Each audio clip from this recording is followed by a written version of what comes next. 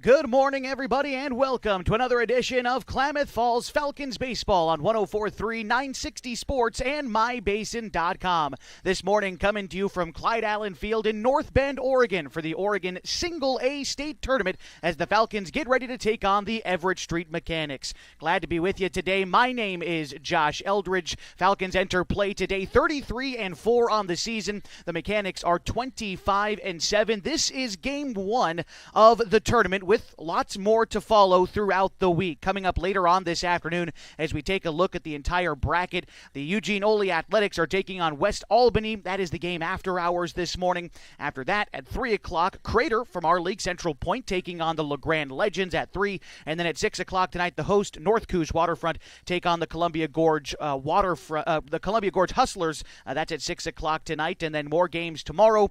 Tournament runs all the way through Sunday, where we will send not one, but two teams to the Northwest Class A Regional Tournament in Casper, Wyoming. That's right, the state champion and the state runners-up both make it to that Class A Regional Tournament, but none the matter. Right now, the Falcons are focused on defending their 2025 Oregon State Championship, and it all begins here in game number one against the Everett Street Mechanics. Taking a look at the Falcons, their last handful of games. Of course, it was a mercy rule win back on Sunday night at Kiger Stadium in their final game, 11-0 against Central Point. Before that was probably the most battle-tested they'd been all season when they took on the Reno Knights on Saturday, a 4-3 loss to the AAA Reno Knights. But the Falcons, before that, had won a string of 14 consecutive ball games. Coming into this tournament, the Falcons have far and away the most overall wins, but they also have far and away the most games played. And so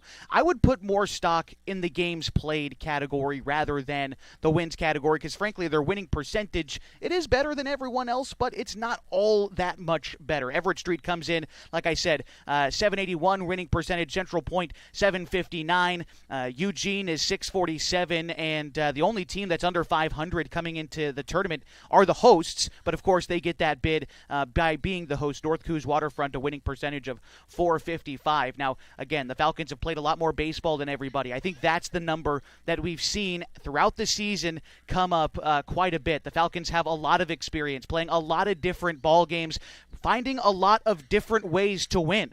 And I think we saw that on Sunday. Again, it was an 11-0 win. The Falcons swung the bat well, but at times resorting to small ball to get across their runs. We know they can swing it, rack up those extra base hits, but on Sunday night, we also learned that they can lay a couple of bunts down, move runners over, and manufacture runs if they need to. They are certainly confident coming in to play today.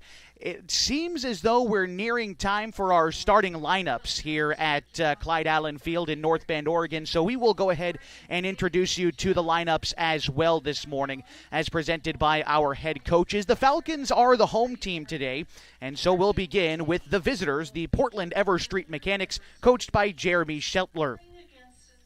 Leading off for the Mechanics today is their left fielder, Finley Cunningham. Paston Joe is their catcher, batting second. Torrin Zyrath is their third baseman. He hits third, followed by Jimmy Tillies, the center fielder, hitting cleanup.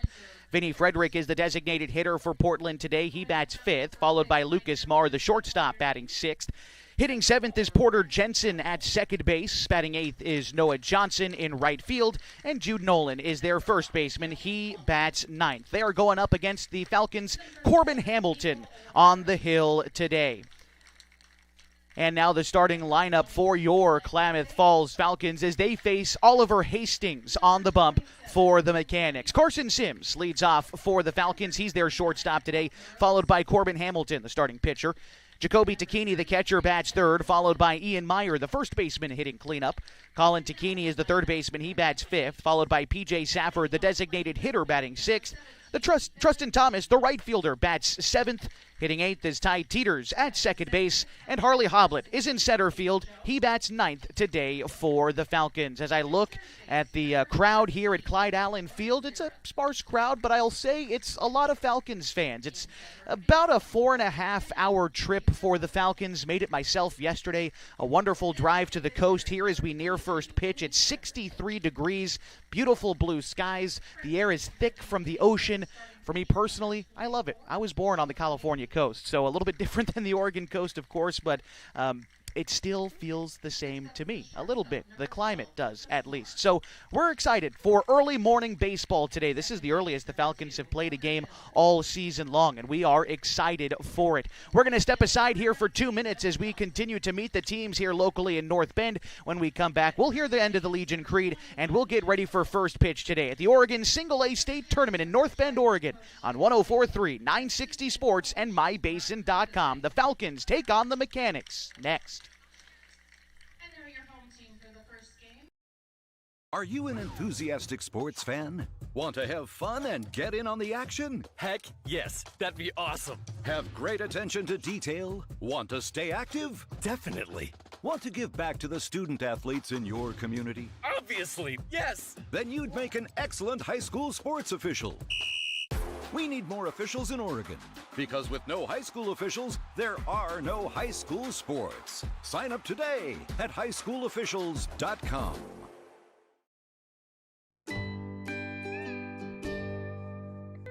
Wait, all I do is wait.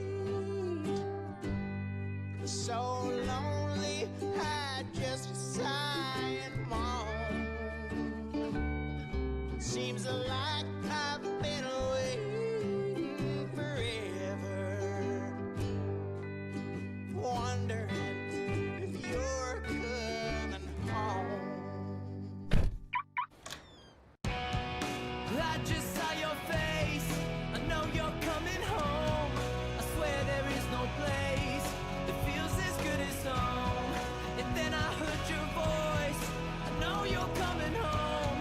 I know you're coming home. This is where unconditional love and immeasurable happiness reside. This is home. Coldwell Banker, where home begins. What are your goals? To get stronger, move better, feel healthier? Whatever you are aiming for, Harbor Isles is here to help you. They have brand new cardio and strength equipment. Harbor Isles offers indoor tennis courts, 4 indoor pickleball courts, energizing group classes, expert personal trainers, and a friendly, knowledgeable staff ready to guide you every step of the way. No matter what your goals are, Harbor Isles has everything you need to reach those goals. Stop by and see the difference for yourself. Harbor Isles, lose those reins and get your gains.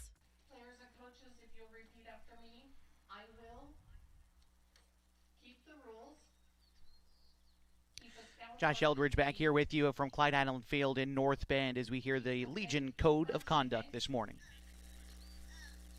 Keep my pride under control in victory. Keep my temper. Keep myself fit. Keep a sound soul, a clean mind, and a healthy body. Let's have a great game, everybody, and a great tournament.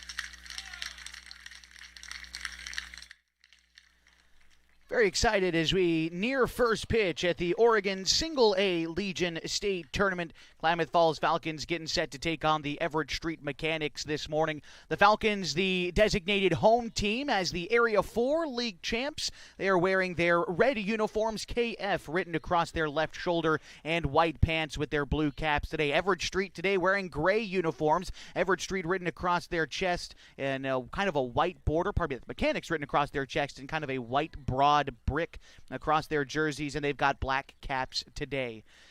Again, Corbin Hamilton getting the start on the morning for the Klamath Falls Falcons. We can go ahead and take a look at the statistics for the right-hander from Henley High School.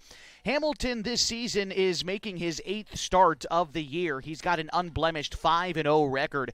Through 29 innings pitched, he has allowed 21 hits, 4 runs but only 2 earned.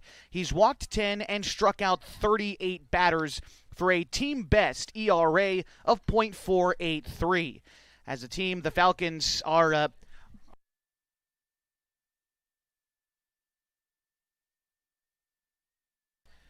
apologies for that, as Hamilton, again, with that .483 ERA, contributes to a team ERA for the Falcons of 1.324. And for a team which offensively averages up over 10 runs per game, they are looking statistically to be in pretty good shape coming into this event. Being broadcast by Klamath Falls, and if you have relatives that would like to tune in, the website is mybasin.com.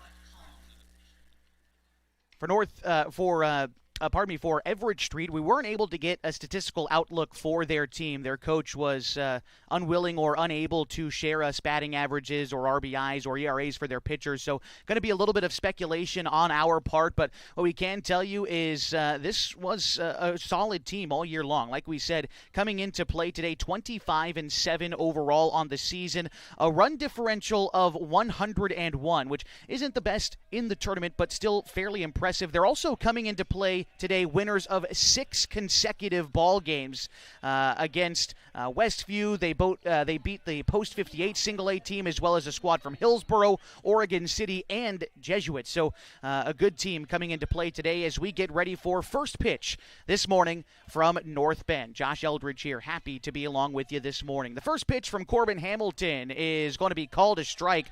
Letter high on the outside third of the plate, and that's how we get things started today. 1 minute ahead of schedule, 8:59 here on the Oregon coast. Finley Cunningham is the leadoff hitter for the Mechanics. He takes ball 1 inside. The count is even to the leadoff hitter here. It's Cunningham, Joe, and Zyrath coming in to lead off this first inning. Delivery from Hamilton is going to miss upstairs. Tried to slot it in on that letter high outside location as he did that first pitch, but that time no dice. And Hamilton falls behind the leadoff hitter, 2 balls and a strike. Here's the delivery, jammed him up on the inside pitch. That time, count is even to Finley Cunningham. We'll introduce you to the defense for the Falcons here after this leadoff hitter, as Hamilton has 2 strikes on the Mechanics left fielder. Here's the 2-2. It's an off-speed pitch, bounce to the right side. Meyer off the first base bag, underhand dish to Hamilton, who wins the foot race. 1 up, 1 down to lead off the ball game. Around the diamond for the Falcons, Jacoby Takini, of course, the other half of the battery. Colin Takini is at third base today. Carson Sims is at shortstop with Ty Teeters at second. Ian Meyer is at first. In the outfield for the Falcons, Mason Snell is in left. Harley Hoblet is in center. And Trustin Thomas is in right. Here's the first pitch to Peyton Joe as he will take it low for a ball. Joe spelled Z-H-O-U. Had to get confirmation on that pronunciation, but it's Peyton Joe, the catcher for Portland, as Hamilton slots in a pitch that finds the outside corner, and the count is even to Joe with 1 out in the inning. Top of the first, only just getting started today. Pitch from Hamilton, slider is going to find the outside part of the plate. Nice pitch that time from Corbin, finding the outside spot. Good job by Jacoby Takini, also maybe framing that one up a little bit nicely for our home plate umpire today. Another off-speed pitch rolled over to the first base side. This time Meyer waves off Hamilton and takes it all by himself for the second out here in the first inning. And it brings up Torrin Zyrath.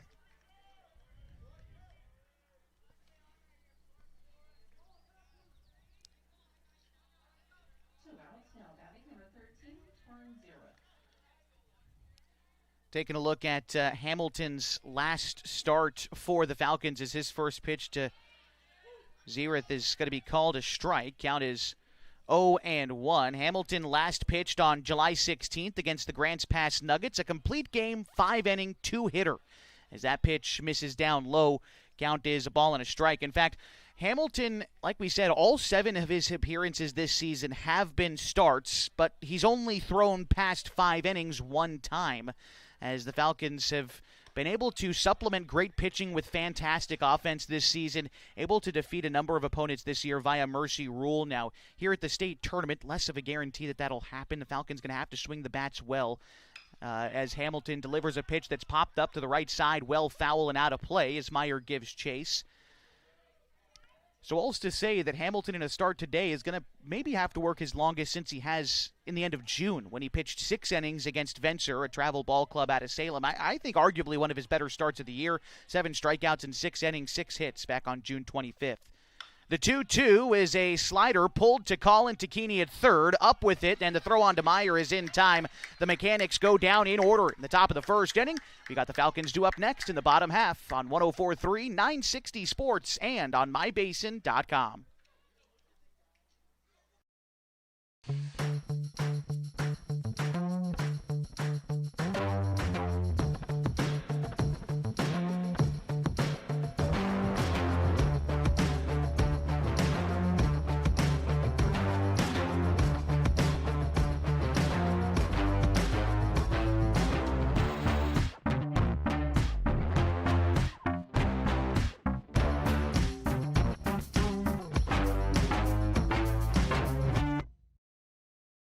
The Klamath Basin is beautiful, from shimmering Klamath Lake to rich farmlands to the historic downtown. And with an average of over 300 days of sunshine every year, the Klamath Basin is a great place to be. We here at Basin Media Active have been supporting this community for many years, keeping it entertained and informed with friendly faces and familiar voices. You can stay up to date with the latest news, weather, stream live local sports, and check out our community calendar, all on our website, mybasin.com. And you can download our app for free in your app store right now. Basin Media Active, local, community engaged. Getting set for the bottom of the first inning this morning as the Klamath Falls Falcons and the Portland Everett Street Mechanics still scoreless, although still early. Carson Sims, Corbin Hamilton, Jacoby Tacchini leading things off this half inning for the Falcons against the right-hander Oliver Hastings. What can we tell you about Oliver since we don't have a statistical outlook on him? Well, for one, class of 27 from Wells High School in Portland, all Portland Interscholastic League selection for the past couple of seasons, and that is a high honor out of I.W. Wells High School, a team which this season finished fourth, just outside of the postseason picture. But, in terms of their automatic bids, they still were able to punch a ticket, though, with the 32-team 6A Oregon State tournament. And what we can tell you also, last year, Hastings pitched very well at this very same tournament for Everett Street. Last year pitched against Central Point, and I believe he pitched a shutout through 7 innings, but wound up that game, going against Everett Street, and I believe Central Point wound up winning that game late in extra innings. But we know this guy can throw, and if he could do it last year after another full season in the PIL and another year of growing, he's ready to pitch today against the Falcons and Carson Sims here at the Single A State Tournament in 2026. Sims takes a pitch for a strike on the outside corner. Hastings starts him out with looked to be a slider on the outside as Sims now falls behind 0-1. Here's the delivery to Carson. Another pitch that finds the outside part of the plate, and that one has been there for the right-hander so far this morning. Carson Sims enters play today, a .387 hitter. Trying to find a way on base, but he's behind 0-2 to lead off the ball game. Here's the delivery from Hastings. Sims pushes one right back towards the pitcher. Hastings comes off the hill to dish it over to first. 1 up, 1 down for the Falcons in the bottom of the first inning. So this will bring up the pitcher, Corbin Hamilton, as he looks to help himself out. And the Klamath Falls Falcons, Hamilton enters play today, a .441 hitter. Guy who's been swinging the bat well as of late. Hamilton stands tall in the right-handed batter's box and awaits the first pitch from Hastings. Two-seam fastball starts away from the right-hander, but broke back across the plate. Nice pitch there from Hastings to get ahead of Hamilton, 0-1. Other half of the battery for Everett Street this morning is Peyton Joe, as we'll introduce you to the defense here in just a moment. Hamilton entering play after a 3-for-4 day against the Reno Knights back on Saturday. Scored a run in that contest as well. Here's the 1-1 pitch to Hamilton. Ground ball to shortstop. Marr is up with it. Throw to first is in time. Hamilton hustling down the line. Does a real close play, but Hamilton is called out, and it brings up Jacoby Tacchini with 2 gone in the inning.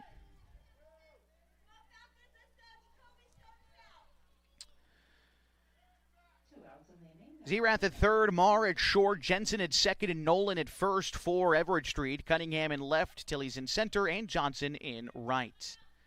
Here's the first pitch to Jacoby Tacchini. He takes an off pitch. It was an off-speed pitch curveball, looked like about knee-high on the outside corner. Called a strike there. Tacchini, one of the team's best. .479 average coming into play today. Leads the team in a number of the slugging categories as he leads the team in extra base hits, 17 of those this year. 2 homers, 64 RBIs in 37 games for Tacchini. Just an outstanding record for him this year. Right now, down in the count, 0-2. Here's the pitch. That's going to hit him. And so not the way you draw it up, but a first-inning base runner for the Falcons brings up Ian Meyer. Meyer statistically has maybe been the best pure hitter for the Falcons this season. A guy who's going to get on base more often than not. A guy who is going to get a hit more often than not. A batting average of .523.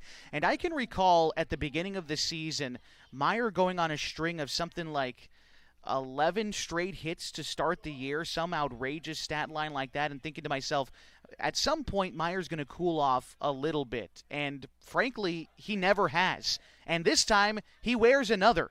Meyer, who leads the team in being hit by a pitch, has just been plunked for the 11th time this year, and it brings up Colin Tacchini.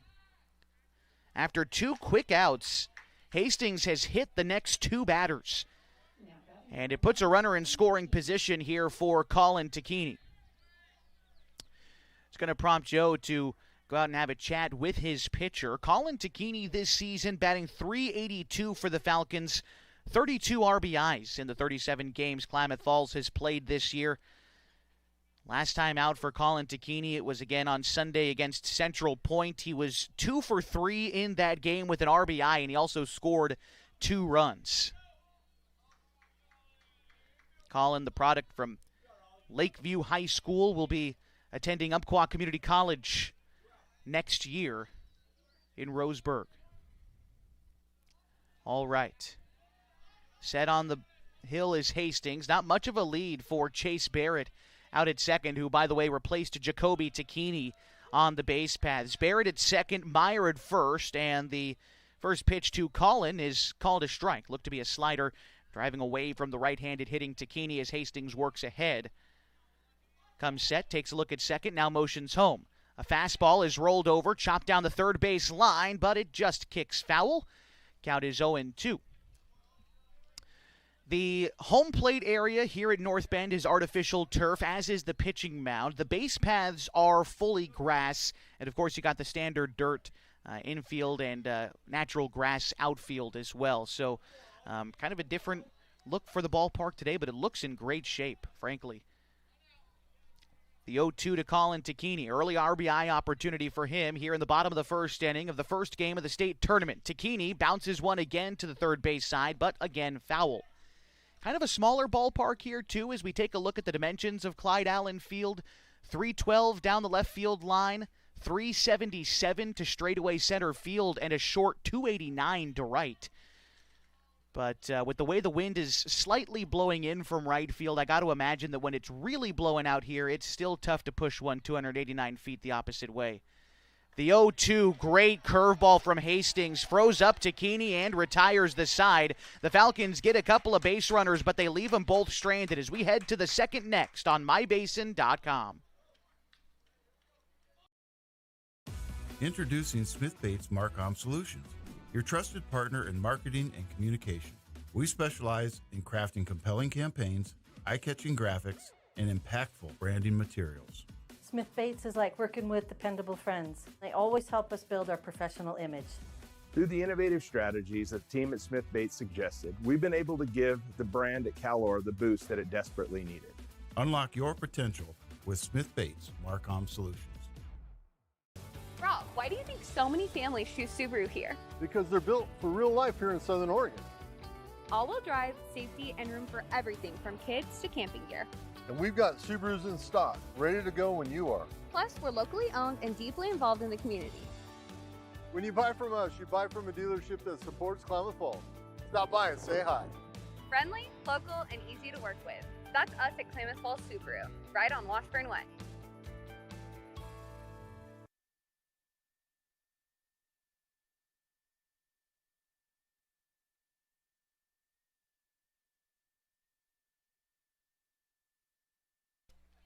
Josh Eldridge back with you in the top of the second inning here on 104.3 960 Sports and mybasin.com. Jimmy Tillis, Vinny Frederick, Lucas Marr do up this half inning for the Mechanics. As we are scoreless at the top of the second, Hamilton misses upstairs with the first pitch. Count is 1-0. Hamilton was able to get 3 groundouts in the first, but he misses up there and misses up here, just below the letters but out of the zone. The count is 2-0. Tillis is the center fielder for the Mechanics today. Stands tall in the right-handed batter's box. 2-0 from Hamilton. That one missed outside. No question there. Hamilton falls behind the leadoff hitter 3-0. Tacchini relays the signal. Now the 3-0 pitch from Hamilton. That one found the zone just above the belt on the outside third of the plate. Hamilton trying to work back into this at-bat. 3 balls and a strike. Here's the delivery. Ground ball right side. Teeters backhands it, sets his feet. The throw is going to short hop Meyer and not be in time. And a leadoff infield base hit for the Mechanics is how they get this second inning started. By the way, first hit of the game for either team comes here in the second. Brings up Vinny Fendrick, the designated hitter for the Mechanics today. Looks to be batting here from the left side. Frederick from Lincoln High School. He'll be class of 2028. Lincoln finished runners-up in the Portland Interscholastic League this year behind a 19-10 record. Win 11-3 in their league as Hamilton makes a move over to first, but back safely is Tillis, the runner aboard. And before Hamilton comes set, he takes a look over there. But now together and he motions home. The batter looks to lay down a bunt. It's popped up to the pitcher. Hamilton slings it to first, and it's the F1-3 double play. Frederick couldn't get down the bunt, and the Falcons capitalize here in the second inning.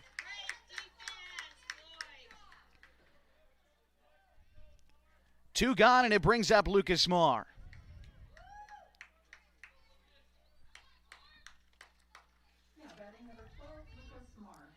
Marr, class of 28 from Grant High School, was an All-Portland Interscholastic League selection this past spring. As Hamilton drops in a curveball for a strike, the count is 0-1. Grant were league champs in the Portland Interscholastic League this year, ranked 6th in the 6A classification, 13-1 in their league as Marr fouls off the 0-1 pitch. He falls behind now 0-2. Hamilton looks in, gets the signal, now delivers the 0-2, drops in a curveball, strike three called on Marr, and that double play helping the Falcons get out of this inning as we go to the bottom half of the second, still scoreless on mybasin.com. When your care feels complicated, you need someone who won't back away. At Heartfelt, they are known for taking on the cases others won't. Complex, high-risk, and deeply personal situations that deserve real attention. They specialize in minimally invasive procedures, helping you heal faster and get back to your life, your family, your work. And they are here for the long term, not just one visit. No referrals needed, just care that truly shows up for you. Visit heartfeltobgyn.com or call 541-205-6890. Heartfelt OBGYN. Expert care when it matters most. At Pacific Power, we can't predict the future, but we're preparing for every possibility. With more extreme weather year-round, we're investing in an energy system ready for what comes next. By strengthening the grid, using smart infrastructure, and drawing from our diverse energy resources, we're not just powering today. We're designing an energy system that's built to weather tomorrow. Energy that makes powering your greatness possible.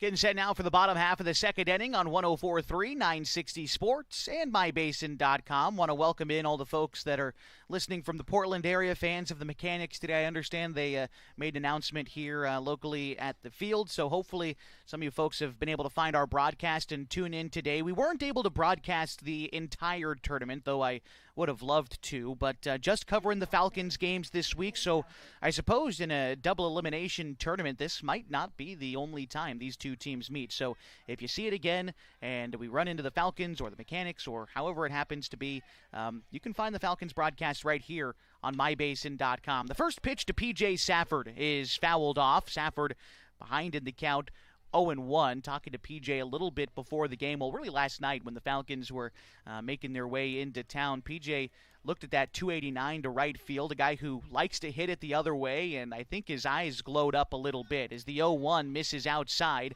Safford even in the count, a ball and a strike. He's great at punching that ball the other way. It might sometimes limit his extra base hit capacity. Safford at .353 hitter only has 2 extra base hits this season.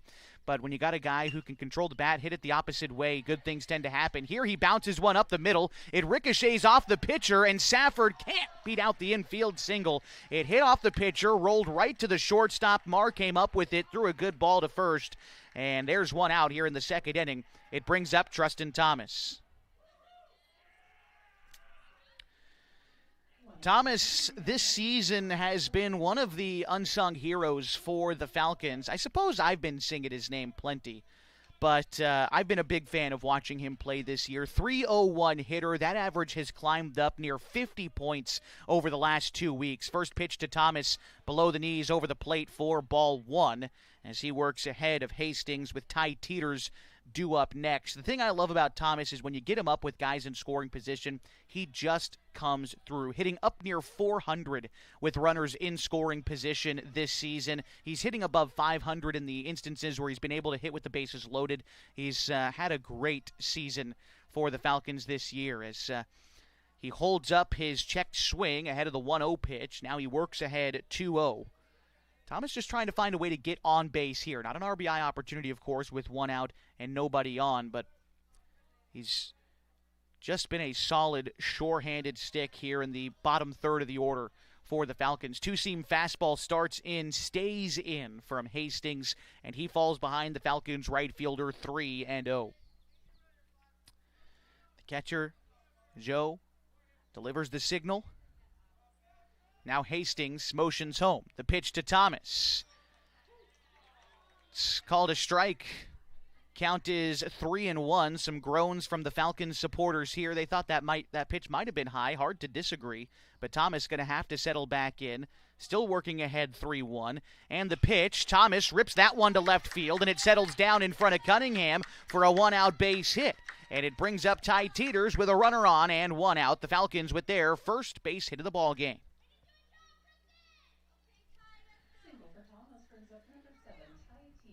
Teeters getting ready to step in now. Ty on the season is a .412 hitter. I mean, this Falcons team is hitting about 400 as a squad. They get on base about 50%. There's just traffic on there for them. And so Teeters now with a chance with a runner on to try to continue to make something happen here for the Falcons. Hastings checks over to first, but Thomas dives back safely.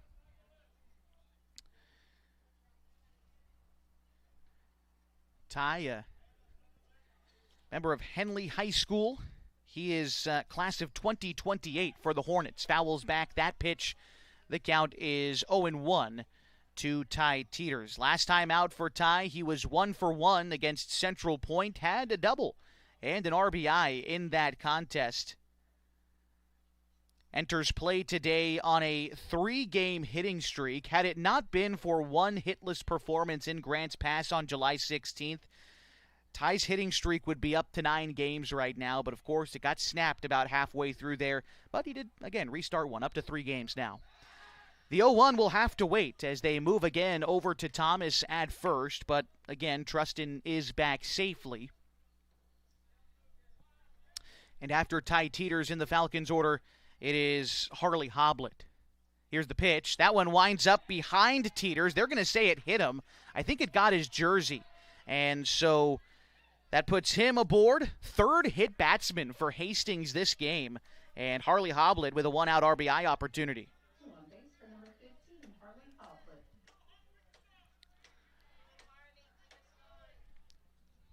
Harley this season bats .338 for the Falcons. Corner's going to come play in here for the Mechanics. Hoblet liable to lay down a bunt here. We'll see if that's exactly what the Falcons decide to do at the top of the order, due up next.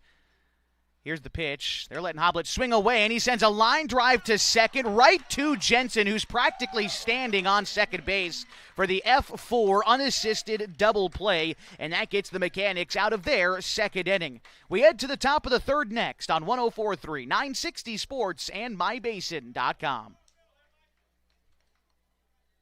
What are your goals? To get stronger, move better, feel healthier? Whatever you are aiming for, Harbor Isles is here to help you. They have brand new cardio and strength equipment. Harbor Isles offers indoor tennis courts, 4 indoor pickleball courts, energizing group classes, expert personal trainers, and a friendly, knowledgeable staff ready to guide you every step of the way. No matter what your goals are, Harbor Isles has everything you need to reach those goals. Stop by and see the difference for yourself. Harbor Isles, lose those reins and get your gains.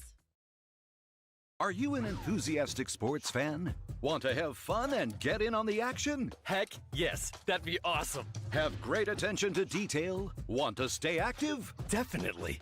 Want to give back to the student athletes in your community? Obviously, yes. Then you'd make an excellent high school sports official. We need more officials in Oregon. Because with no high school officials, there are no high school sports. Sign up today at highschoolofficials.com.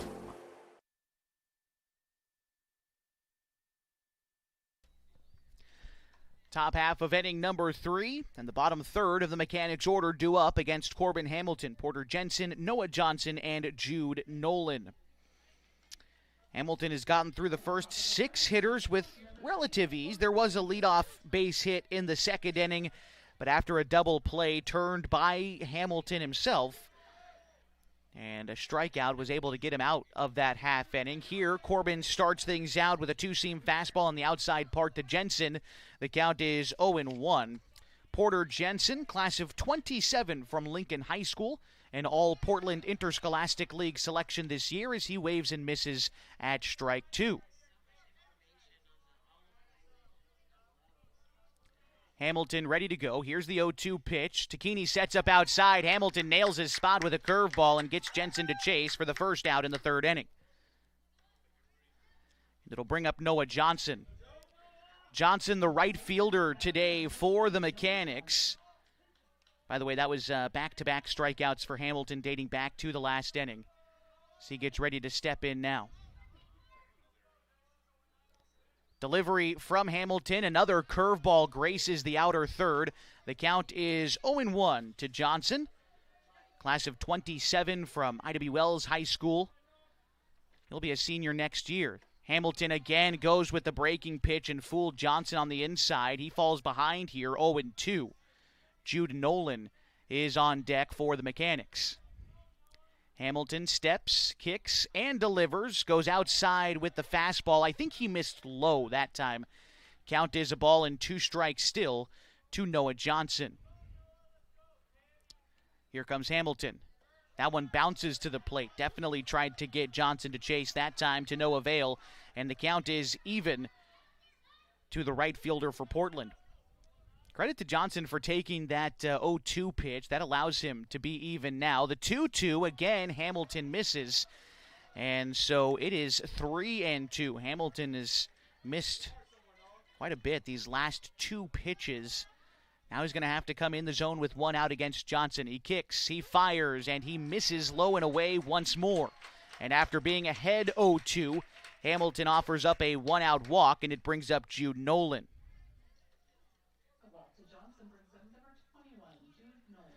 Nolan, the number 9 hitter in the Mechanics order this morning as he bats with 1 on and 1 out. Nolan is also class of 27 from Ida B. Wells High School. He was an all-league selection from the Portland Interscholastic League as that pitch called a strike. Found the outside corner against Nolan, and Hamilton works ahead 0-1. Top of the order due up next for the Mechanics with Finley Cunningham. The 0-1 home. That one led her high, but I think missed outside. Might have been a touch upstairs. Hamilton trying to locate that upstairs pitch. He missed with it in the second. He's still trying to find it here in the third. Count is 1-1. And the pitch home. Swung on and missed. Nolan has 2 strikes on him now. Runner aboard at first is still Johnson. There's 1 out. Top of the third inning. Still scoreless in the very first game of the 2026 Oregon Single-A Legion State Tournament. Hamilton takes a long look over at first before coming set and then steps off. Ty Teeters and Carson Sims, the middle infield for the Falcons, cheating for a double play. Takini at third base playing even with the bag. 2 strikes on the hitter. Here's the pitch from Hamilton.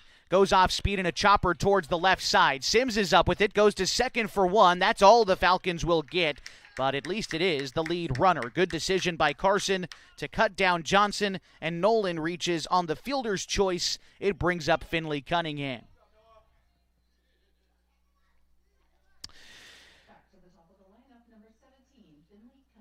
Cunningham 0 for 1 this morning. He grounded out in the first inning. Batting here from the left side, an opportunity with a runner on and 2 away.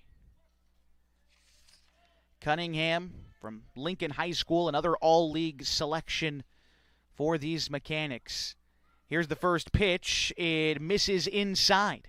And the count is 1-0. Hamilton tried to jam up the lefty with the curveball, but too much on it. And he falls behind to the leadoff hitter in the order for for Everett Street, pardon me. Here's the 1-0 from Hamilton. That one also misses. Oh, they called that one a strike. The two-seam fastball must have just caught the inside corner. Sometimes be tough to see. For me, that's where the umpire is standing, so I'll wave to him on that inside pitch to the lefty. The count is 1-1 to Cunningham. Hamilton working out of the stretch now, delivers the pitch. That one missed low, and the count is 2-1. Jacoby Tacchini, the catcher for the Falcons, going to go on out, have a quick chat with Corbin, and as he does, want to give a quick shout to the gang at Klamath Falls Honda Subaru, who are the reason the Falcons are literally here in attendance at North Bend. Their team bus broke down not too long ago, but the folks at Subaru have once again stepped up. They donated a couple of vans to allow the Falcons to, be here and try to play for another state tournament. Same thing happened last year. And so Subaru supplying the team vans in the 2025 and now the 2026 state tournament, couldn't be doing it without them. Back to baseball. The 2-1 on the way to Cunningham is going to miss high. Count is 3-1.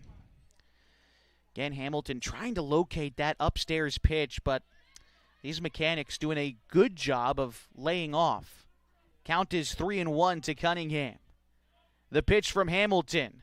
That one is going to miss inside. Must have been inside. Looked lower than the last pitch. But a two-out walk delivered to Cunningham brings up Peyton Joe.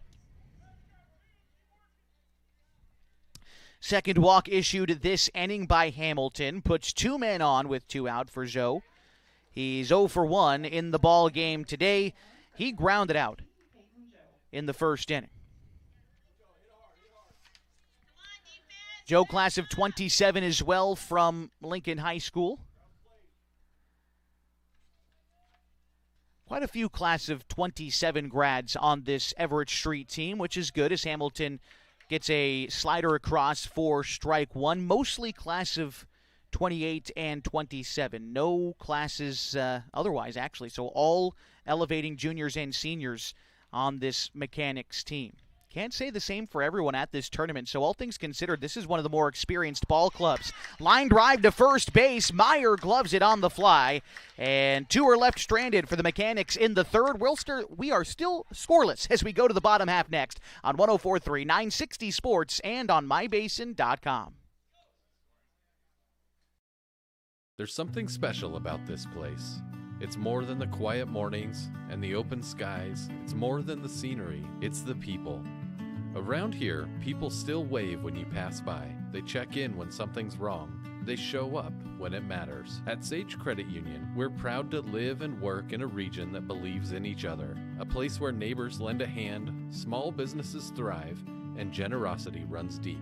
We believe that being part of a community means giving back to it, not just with dollars, but with time, effort, and heart. That's why our employees earn paid volunteer time. That's why you'll see us at food drives, fundraisers, and the local fair. We show up for our community. This isn't just where we work. This is where we live, where we give, and where we grow. Right here, in the coffee shop, at the fundraiser, and in our local branch. At Sage Credit Union, we've found our people. We'll see you around town.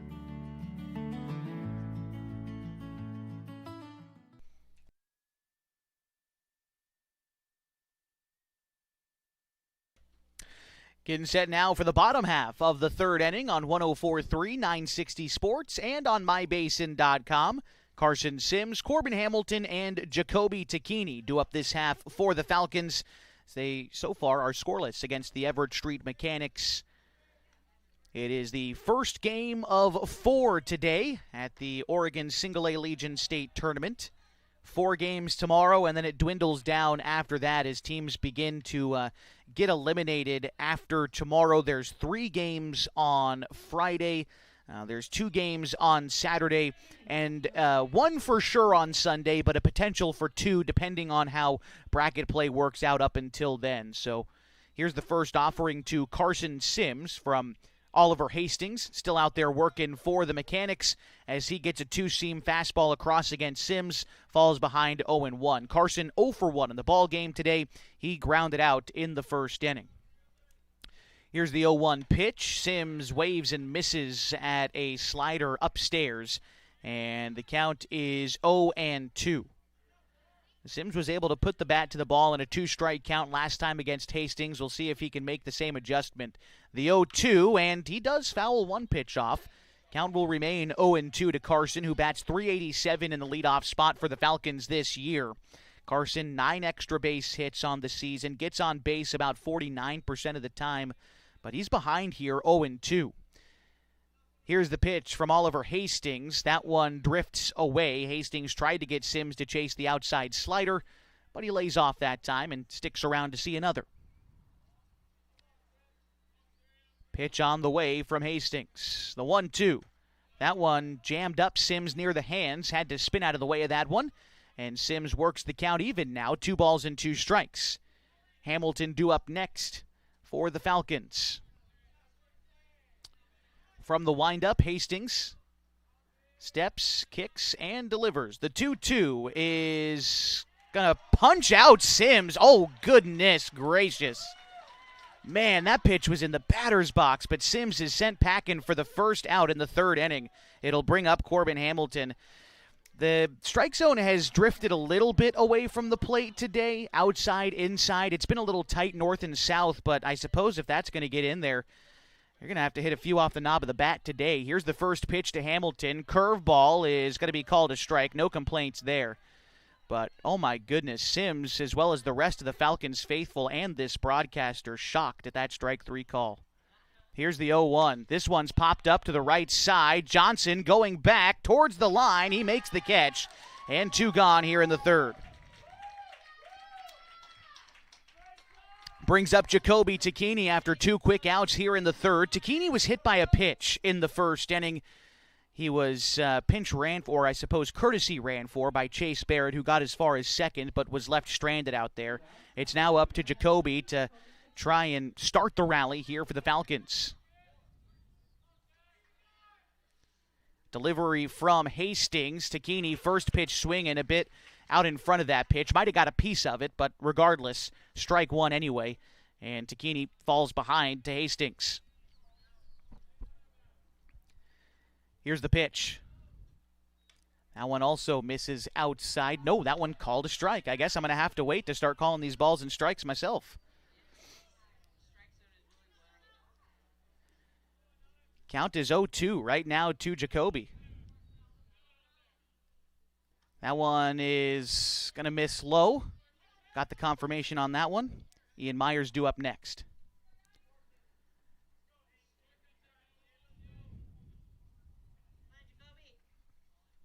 All right. Hastings looks in, gets the signal from Joe, sets his target, and now the pitch. Takini is going to swing and miss at that pitch. It was a dropped 3rd strike, but the throw down to first is in time. The Falcons go down in order in the 3rd, and we go to the top half of the 4th. Still scoreless on 104.3, 960 Sports, and on mybasin.com.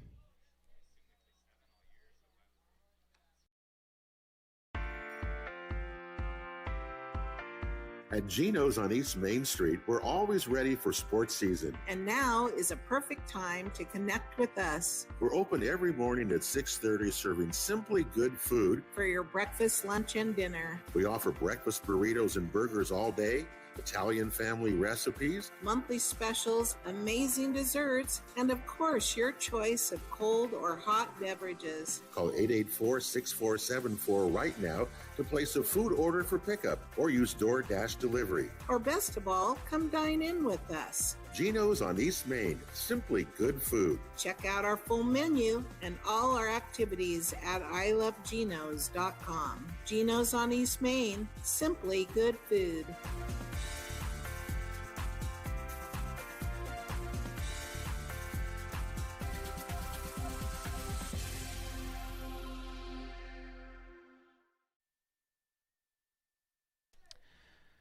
Josh Eldridge back with you here, top of the 4th inning on 104.3, 960 Sports, and on mybasin.com. Check the line score for both of these teams, identical through 3 innings.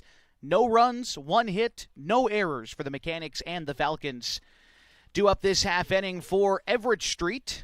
It is Torin Zerath, Jimmy Tillis, and Vinny Frederick.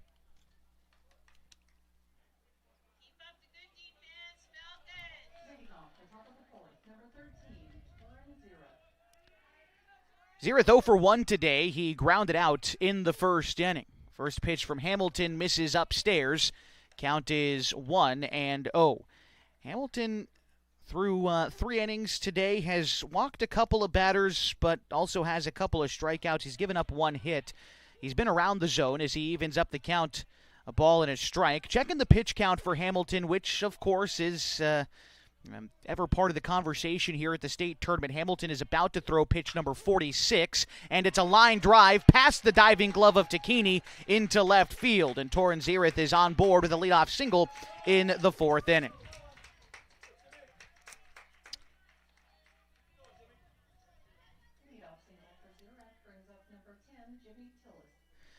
Jimmy Tillis 0 for 1 today. 1 for 1 today. He singled in the 2nd inning. Before that previous hit, he was the only guy to reach base via base hit for the Mechanics, but Zerath leads off the inning with a base hit, and now Tillis a chance to follow suit. Going to have to wait on the first pitch as Hamilton moves over to first, but back safely is Zerath. Tillis is class of 27 from Ida B. Wells High School. Shows bunt, pulls back, pitch is called a strike. Count is 0-1 to Tillis with Vinny Frederick due up next. A leadoff base runner reached for the Mechanics in the 2nd, but a double play stopped a rally in that inning. In a similar fashion, Tillis looks to lay down a bunt, but he pulls back on a pitch that misses high. Count is even, a ball and a strike. It was a pop-out bunt and then throwing the runner at first that produced said double play. And the Mechanics trying to lay down a bunt again. It's imperative that Tillis lays this one down for the Mechanics. The pitch from Hamilton, and he does lay it down, although foul. And now there's 2 strikes on the hitter, so likely bunt is off here to try to move Zerath into scoring position. Scoreless here in the top of the 4th. Certainly atypical for the Falcons. I would imagine same for Everett Street, being that these are both teams here at the state tournament. Offense is usually clicking early in the game, but this morning, starting pitching having the edge. Here's the 1-2 home. Tillis still showing bunt, but he pulls back and looks at strike 3. The 2-seam fastball got Tillis looking, and there's one gone here in the 4th. Tillis looked back like he didn't quite agree with that strike call. It looked over the plate, but I suppose the strike zone has, at different points today, been in question. And once it starts, it never really stops. And so I think that might become a running theme throughout the ball game today as Vinny Frederick gets ready to step into the left-handed batter's box. 1 out in the inning and a runner on first. Move over to first, and Zerath is back safely. Frederick had tried to lay down that bunt in the 2nd inning that I was alluding to that popped up to Hamilton and was able to produce a double play to help the Falcons out of the 2nd. But now we'll see if Frederick lays down another bunt or if they have him swinging away. Runner on the move, and a hit and run is done perfectly. It was hit right where the shortstop should be had he not been covering the bag. And so Zerath moves up to 2nd, and a 1-out base hit for Frederick as a runner in scoring position with 1 out for Lucas Marr. Good piece of hitting that time for the Mechanics. Dropped the hit and run perfectly. Sims was going to cover the bag and was out of position. That's why you run that play. It brings up Lucas Marr. Hamilton set. Takes a look at 2nd. Decent lead out at 2nd for Zerath, but now the motion home, and it's a swing and a miss on a curveball, maybe a slider that time from Hamilton. It's tough to make out exactly, something with some movement on it. And Marr swings and misses at it, so Hamilton works ahead here to the number 6 hitter in the order. Teeters trying to keep the runner close, but now returns home as Hamilton delivers the pitch. That was the curveball for sure, and Hamilton uses it to get ahead 0-2. On deck for the Mechanics is Porter Jensen. Modest lead off of first for Frederick, and Zerath seems to be off the bag a fair amount over there as the pitch is fouled back into the netting here at Clyde Allen Field. I learned before the game that this netting that guards the fans in attendance was donated by a local fisherman, so it's like high-quality fishing net, which I thought was pretty neat. Got a couple of different things donated here at Clyde Allen Field. I'm not sure if the stadium seats were donated or purchased, as a swing and a miss called a strikeout on Marr there. 2 strikeouts here in this inning for Hamilton. 2 outs in the fourth, 2 men on, and here's Porter Jensen. There's a bit of stadium seating that's like 3 rows deep in front of the wooden grandstand here at Clyde Allen Field. I learned that that was also procured from Fulton County Stadium, home of the Atlanta Braves, up until the mid-'90s. And so these are some big league seats here in North Bend. Here's the pitch to Porter Jensen. Curveball swung on and missed. The throw down to third is going to skip off of Takini's glove and into the outfield. And nobody is going to advance in other stations. So Zyrith to third, Frederick to second. A double steal works for the Mechanics. The count is 0-1 now at the plate.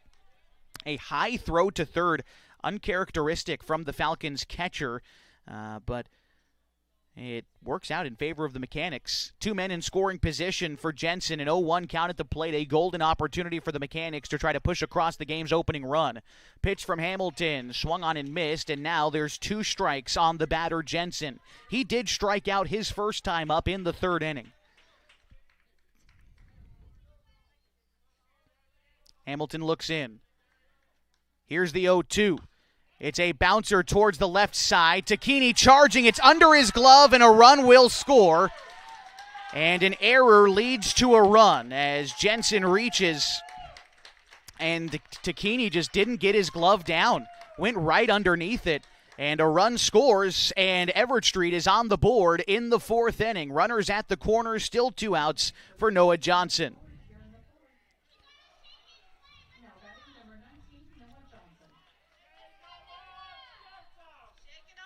Johnson walked his last time up in the 3rd inning. He was out on a fielder's choice that trip around the base paths. Here's the delivery from Hamilton. 2-seam fastball called a strike. The count is 0-1. By the way, Jensen taking off for second. He's into scoring position with no throw from the catcher. And similar situation to when Jensen reached on an error a moment ago. 2 men in scoring position. An 0-1 count to Johnson. Here's the pitch. That one is called a strike just below the knees. And on the outside corner, Hamilton uses that pitch to get ahead 0-2. Trying to find that put-away pitch. Come on in. Hey, I'm Jason with Elevate Physical Therapy, Fitness, and Performance, and just a little bit about us. So we started in March of 2020, opened right before COVID hit. It's been a wild ride. So one of the things I'm super passionate about is this idea of being guides, or think about like a map and compass. If you think about our job as physical therapists is to take a person who's had an injury and help them kind of go from point A to point B. And everybody's journey is different. It's never a straight line. It's nice to have someone that's been there, that's walked that path before many times. And so we see it as our honor and privilege to be able to walk with patients through those little steps along the way of getting back to doing the things they love. So to get a hold of us at Elevate, you can call our number at 541-887-2030. Check out our website, elevateptfp.com. Or check us out on Instagram, shoot us a message.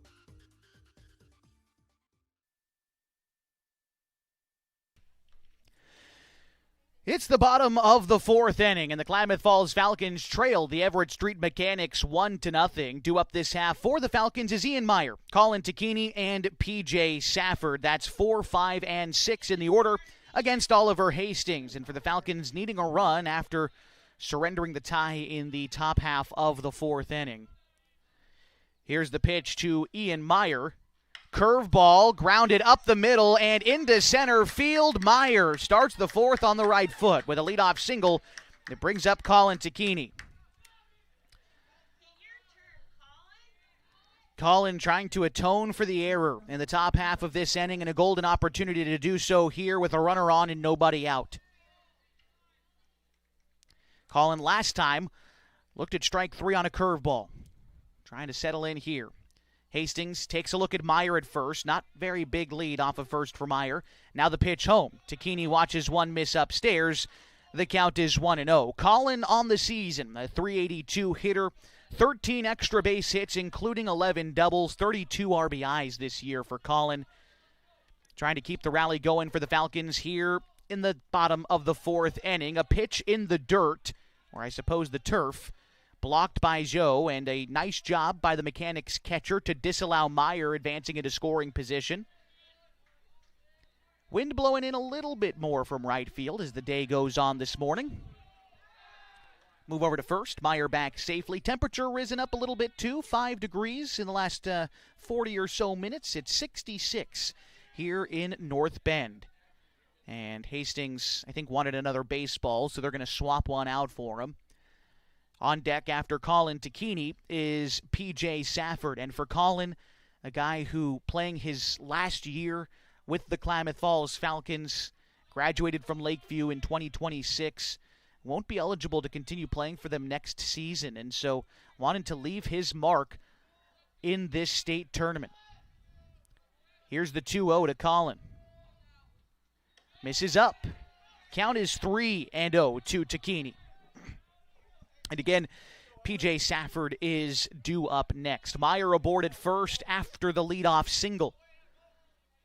Hastings looks at Meyer before coming set. Now the 3-0. That one is dropped in for a strike. Might have been the two-seamer from Hastings that time. Caught a lot of the plate, but I think Tacchini was taken all the way there in a 3-1. Can still be a bit picky up there. Hastings might still be trying to work around him a little bit. He missed upstairs with each of the first 3 pitches. Now the 3-1 home. Tacchini takes one near his hands for ball 4. It moves Meyer into scoring position. That's the tying run. Go-ahead run on first here in the bottom of the 4th inning. And it brings up P.J. Safford. And here we've got a conference on the mound for Coach Jeremy Shetler for the Everett Street Mechanics. Let's check on the pitch count here for Hastings and see where he might be at, because as much as I said pitch count matters for the Falcons, it matters for the Mechanics too and everyone at this tournament. Hastings at 42 pitches. And you might let him go to 60 perhaps, but good time to chat things over out there. Gives us an opportunity to remind you today's broadcast on mybasin.com is brought to you in part by Geno's on East Main Street. They're serving up their famous breakfast burritos at 6:30 every morning. Those are served all day long, along with other menu items like burgers, monthly specials, and Italian favorites. You can order online at ilovegenos.com or on DoorDash. Hastings sticking around. He's pitched well today, but he finds himself in a little bit of hot water here in the 4th. Brings up P.J. Safford. Safford 0 for 1 in the ball game today. He grounded out in the 2nd inning, but looking to come up big for his squad here. Nobody out. Corners in for Everett Street. And Safford looks to lay down a bunt. And he does so down the third base line, but it kicks foul. And the count is 0-1 to P.J. He's been in these spots a lot this year where he's been asked to lay down a bunt to move runners over. And in fact, back on Sunday, what was it, Safford who laid down a safety squeeze, just pushed it down the first base line, helping the Falcons score a run against Central Point. So he's got good bat control. He can certainly handle the job. The 0-1. Set is Hastings. Hastings takes a long time coming set. Now motions home, and that pitch is called a strike against Safford. He pulled back, and that was a looping breaking ball that dropped into the zone. Looked like a good pitch that time from Hastings, but now Safford going to be swinging away with 2 strikes on him. Jensen, the second baseman, trying to keep Meyer honest over there, but Hastings motions home. The pitch to Safford is swung on and missed, and there is one out here in the 4th. It brings up Trustin Thomas. These are the spots the Falcons like Thomas in. He's already 1 for 1 today, but great with runners on. He's going to try to put together a good approach here against Oliver Hastings. The pitch to Thomas is popped foul. Count is 0-1 to Trustin Thomas. Meyer at second, Colin Tacchini at first. 1 out, bottom of the 4th, 1-0. Everett Street leads Klamath Falls game number 1 of the Oregon Single-A Legion State Tournament here in North Bend. The 0-1 On the way to Thomas is going to hit him. Oh, they're going to say that hit his knob. Thomas, oh, did it hit him? No, they're going to say it did. I thought the umpire made a comment that it had hit the knob of the bat, but Thomas, the way he reacted, that certainly hit him in the wrist.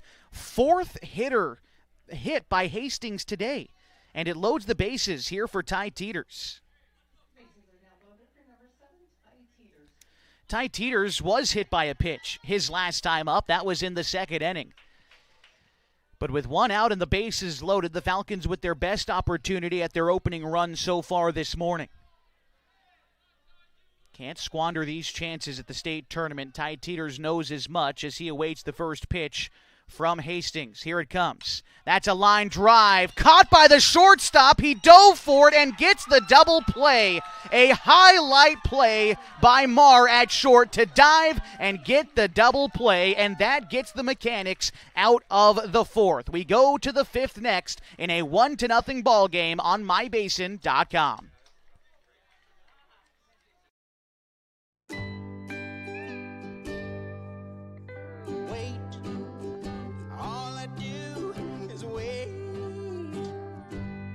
So lonely, I just sigh and moan. Seems like I've been away forever. Wondering if you're coming home. I just saw your face. I know you're coming home.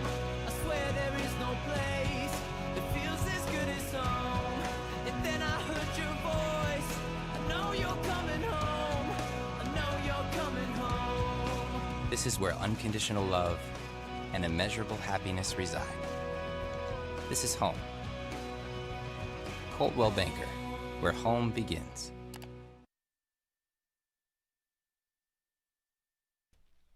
Getting set now for the top half of inning number 5 on 104.3 960 Sports and on mybasin.com. The Klamath Falls Falcons trail the Everett Street Mechanics 1-0 in the first game of the Oregon Single-A Legion State Tournament. Jude Nolan, Finley Cunningham, and Peyton Joe do up this half inning for the Mechanics. That's 9-1-2 against Corbin Hamilton.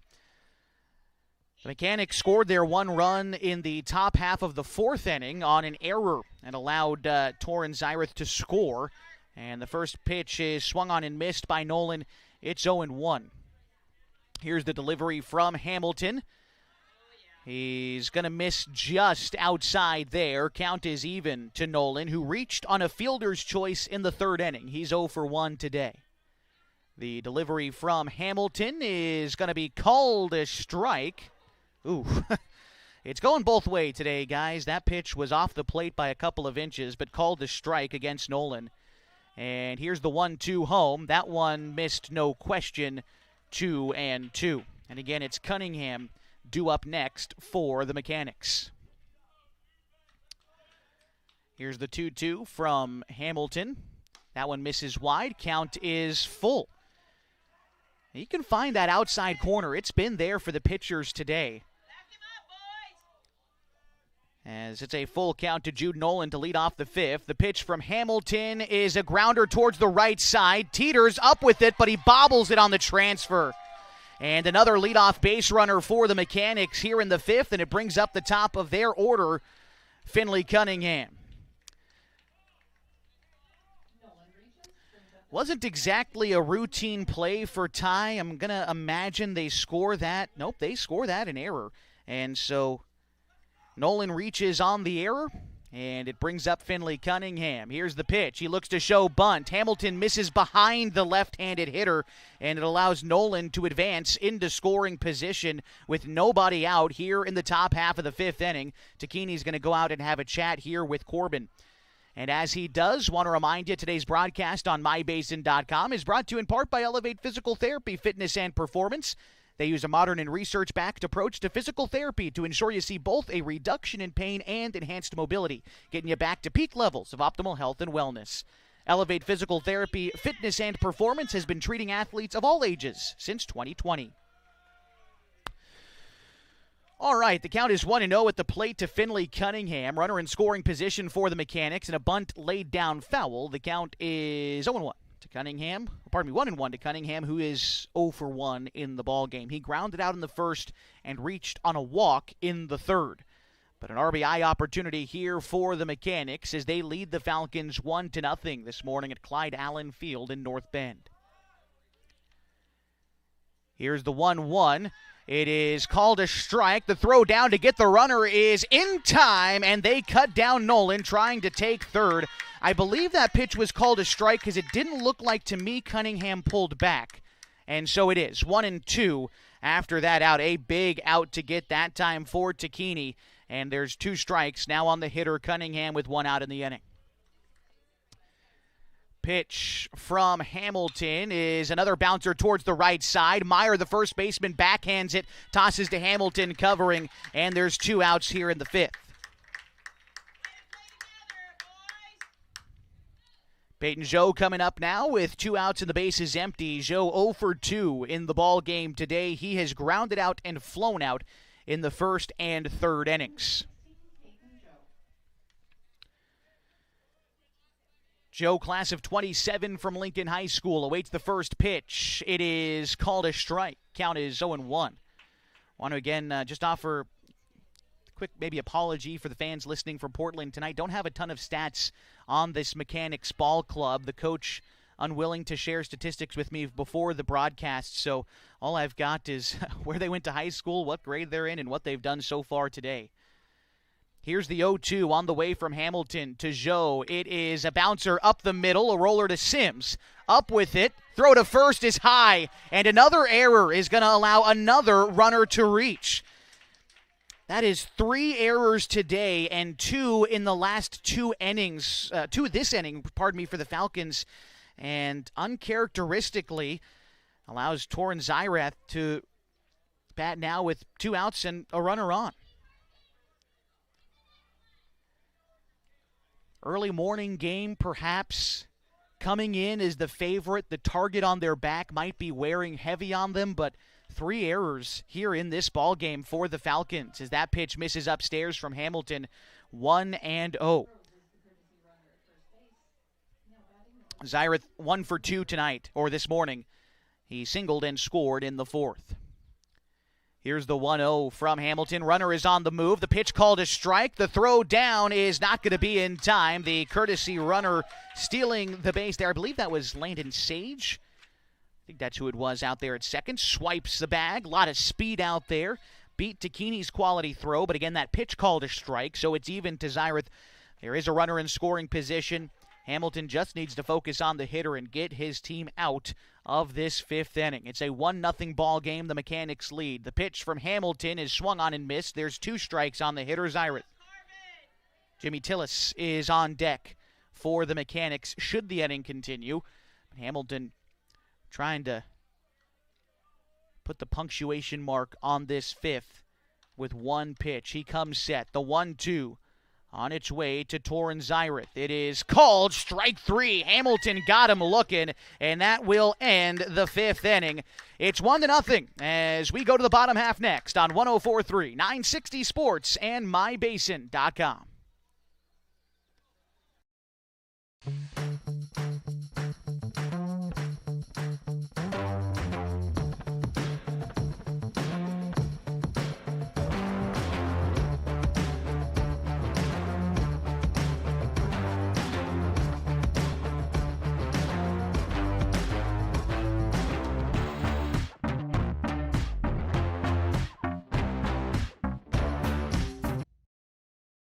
The Klamath Basin is beautiful, from shimmering Klamath Lake to rich farmlands to the historic downtown. And with an average of over 300 days of sunshine every year, the Klamath Basin is a great place to be. We here at Basin Media Active have been supporting this community for many years, keeping it entertained and informed with friendly faces and familiar voices. You can stay up to date with the latest news, weather, stream live local sports, and check out our community calendar, all on our website, mybasin.com. And you can download our app for free in your app store right now. Basin Media Active, local, community, engaged.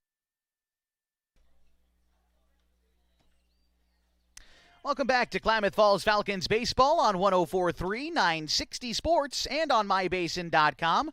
Josh Eldridge here as we get set for the bottom of the 5th inning. It's Harley Hoblet Carson Sims and Corbin Hamilton due up this half for the Falcons as they trail the Mechanics 1-0. Hoblet hit into a double play in the second inning, but now he's to lead off the fifth. The first pitch is going to miss wide. Count is 1-0.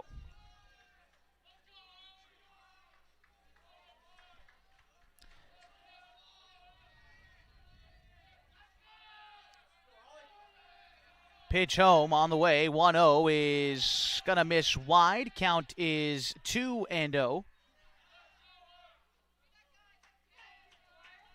Hoblet just trying to be the leadoff base runner for the Falcons. That's what they need to focus on here. They loaded up the bases in the fourth, but were unable after a double play to score any runs.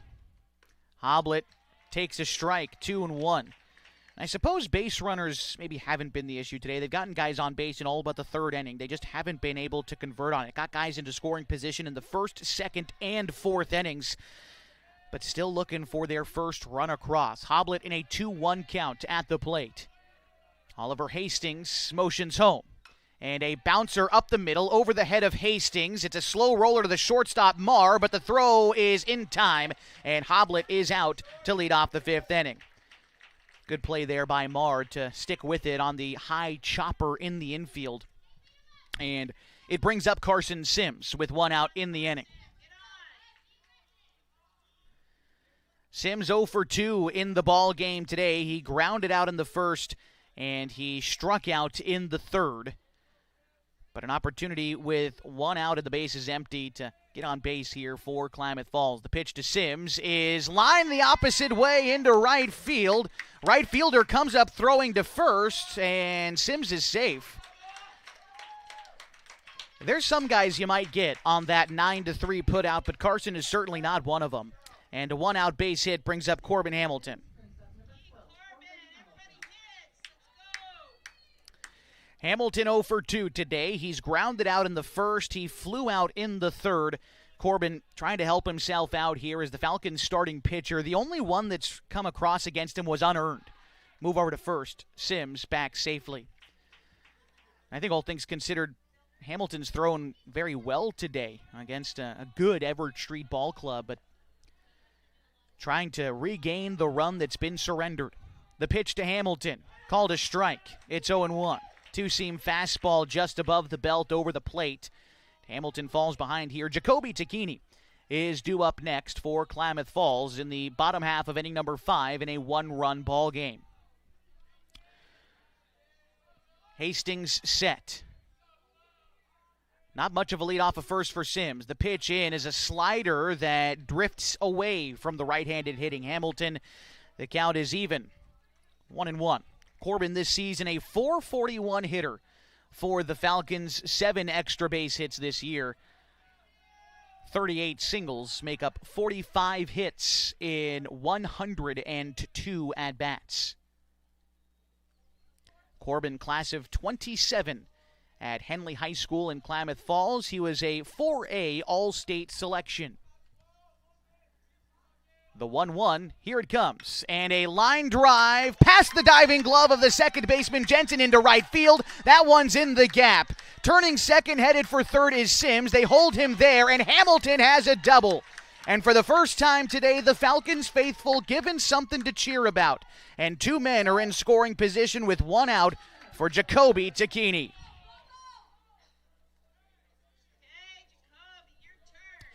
For Hamilton, double number 5 on the summer. And he represents the go-ahead run in scoring position in the bottom of the 5th. Jacoby Tacchini, guy you want up in this spot. The team leader in extra base hits and RBIs. Tacchini hits .479 on the season. Has had one of the most prolific seasons in at least this decade for the Falcons, and trying to come up here in the first game of the Single-A State Tournament. Here's the first pitch. A curveball hit to center field. Coming in is Tillis. That one is caught. Tagging from third is Sims. The throw is not going to come, and we are tied in the bottom of the 5th. A sacrifice fly and an RBI for Tacchini ties this game up at 1. Jacoby doing his job, and now Meyer a chance to give the Falcons a lead. Meyer 1 for 1 today. He singled in the fourth, was hit by a pitch in the first. Hamilton, good speed at second. Here's the pitch. Meyer, ground ball off the pitcher's foot, rolled over to Marr. The throw to first is in time. And again, Meyer on a hard ground ball thrown out at first. But the Falcons tie this one. On 2 base hits, they leave a runner stranded. We go to the 6th, tied at 1 at the Oregon Single-A Legion State Tournament on mybasin.com. Introducing Smith Bates Marcom Solutions, your trusted partner in marketing and communication. We specialize in crafting compelling campaigns, eye-catching graphics, and impactful branding materials. Smith Bates is like working with dependable friends. They always help us build our professional image. Through the innovative strategies that the team at Smith Bates suggested, we've been able to give the brand at Calor the boost that it desperately needed. Unlock your potential with Smith Bates Marcom Solutions. Rob, why do you think so many families choose Subaru here? Because they're built for real life here in Southern Oregon. All-wheel drive, safety, and room for everything from kids to camping gear. And we've got Subarus in stock, ready to go when you are. Plus, we're locally owned and deeply involved in the community. When you buy from us, you buy from a dealership that supports Klamath Falls. Stop by and say hi. Friendly, local, and easy to work with. That's us at Klamath Falls Subaru, right on Washburn Way.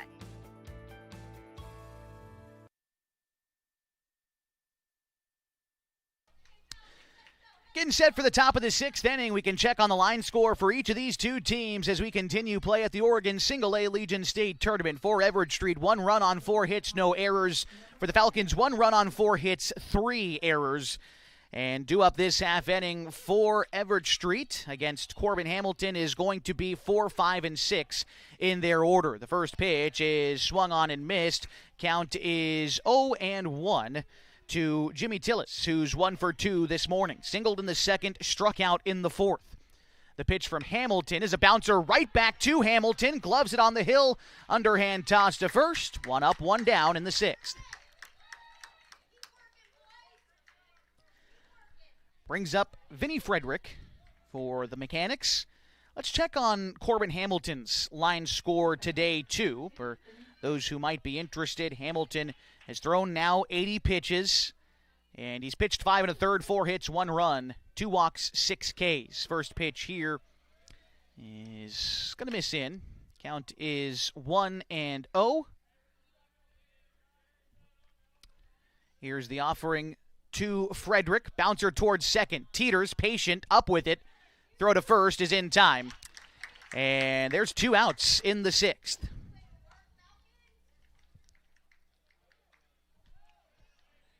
So now it will be Lucas Marr. The shortstop has been good today for Everett Street defensively, but at the plate, he's 0 for 2. He has struck out both times. And Hamilton at 82 pitches right now.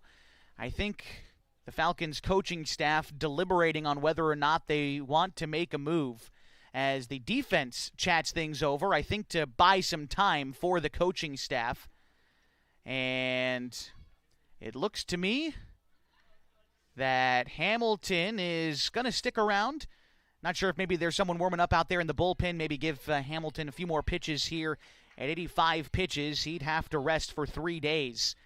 And so that would make him eligible to come back Sunday if he reaches that point. At this point, eligible to come back Saturday until he throws, well, at this point, 2 more pitches.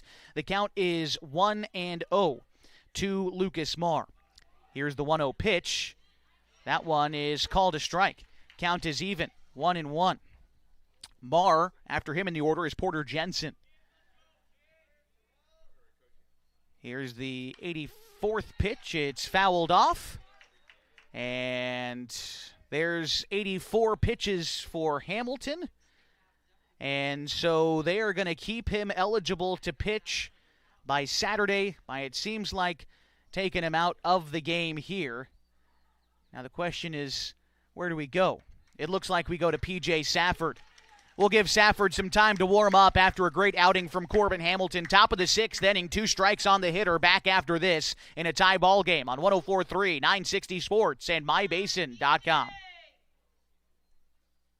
When your care feels complicated, you need someone who won't back away. At Heartfelt, they are known for taking on the cases others won't. Complex, high-risk, and deeply personal situations that deserve real attention. They specialize in minimally invasive procedures, helping you heal faster and get back to your life, your family, your work. And they are here for the long term, not just one visit. No referrals needed, just care that truly shows up for you. Visit heartfeltobgyn.com or call 541-205-6890. Heartfelt OBGYN, expert care when it matters most. At Pacific Power, we can't predict the future, but we're preparing for every possibility. With more extreme weather year-round, we're investing in an energy system ready for what comes next. By strengthening the grid, using smart infrastructure, and drawing from our diverse energy resources, we're not just powering today. We're designing an energy system that's built to weather tomorrow. Energy that makes powering your greatness possible. P.J. Safford enters the ball game mid-at-bat as the Falcons look to keep Hamilton eligible for later on in the tournament on Saturday. They turn to Safford here with 2 outs in the top half of the 6th inning. Taking a look at P.J. this season, this is his, I believe, 10th appearance of the season. They've pretty much all been in relief this year. This season, Safford has allowed 15 hits and has an ERA of 1.5 in 23 2/3 innings pitched. Safford looks to keep things right where they are, tied in the top of the 6th inning. And with 2 outs and 2 strikes on the hitter, Safford could make quick work of Lucas Marr. There's 2 outs in the inning. 2 outs in the inning, and Marr has struck out twice today. So Safford, as he finishes up his warm-up tosses, as I have Hamilton leaving the game at 84 pitches, which, to my understanding, keeps him 1 under the mark to be eligible to throw again on Saturday should the Falcons need him. Safford, with 2 strikes on the hitter, gets ready to throw his first pitch, and it is swung on and missed. 1 pitch, and that retires the side. 3 up, 3 down in the top half of the 6th for the Mechanics. We go to the bottom half next, tied on 104.3, 960 Sports and MyBasin.com. What are your goals? To get stronger, move better, feel healthier? Whatever you are aiming for, Harbor Isles is here to help you. They have brand new cardio and strength equipment. Harbor Isles offers indoor tennis courts, 4 indoor pickleball courts, energizing group classes, expert personal trainers, and a friendly, knowledgeable staff ready to guide you every step of the way. No matter what your goals are, Harbor Isles has everything you need to reach those goals. Stop by and see the difference for yourself. Harbor Isles, lose those reins and get your gains. Are you an enthusiastic sports fan? Want to have fun and get in on the action? Heck yes, that'd be awesome. Have great attention to detail? Want to stay active? Definitely. Want to give back to the student athletes in your community? Obviously, yes. Then you'd make an excellent high school sports official. We need more officials in Oregon, because with no high school officials, there are no high school sports. Sign up today at highschoolofficials.com.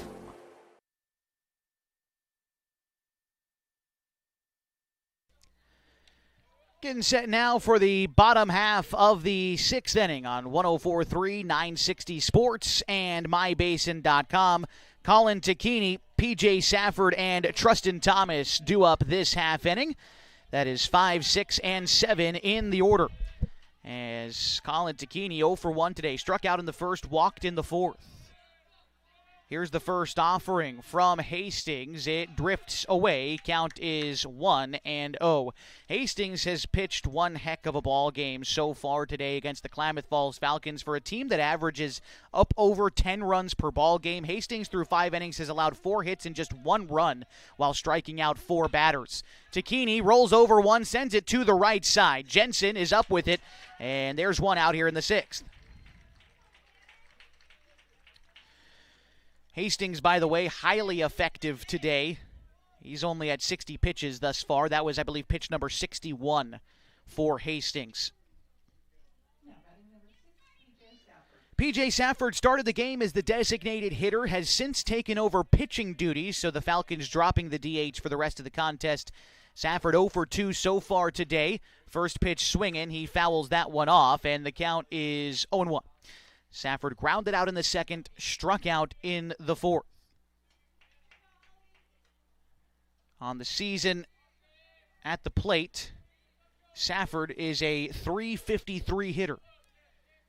And here's the 0-1. A curveball nicely broken off by Hastings. He works ahead of Safford here 0-2.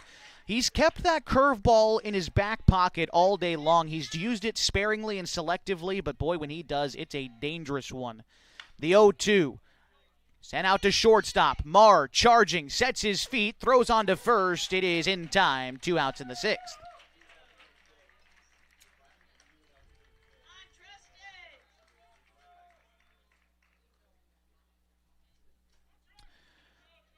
It brings up Trustin Thomas, who is 1 for 1 today. Thomas singled in the second and was hit by a pitch in the fourth.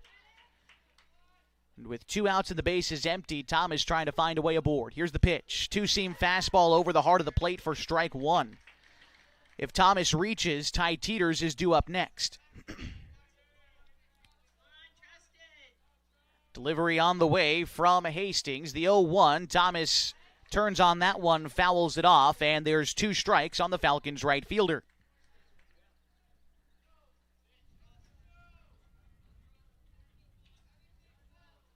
Hastings ready to deliver the 0-2.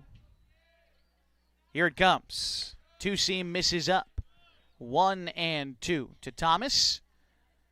Up over a .300 batting average, including the single today. He's been great these last 2 weeks for the Falcons.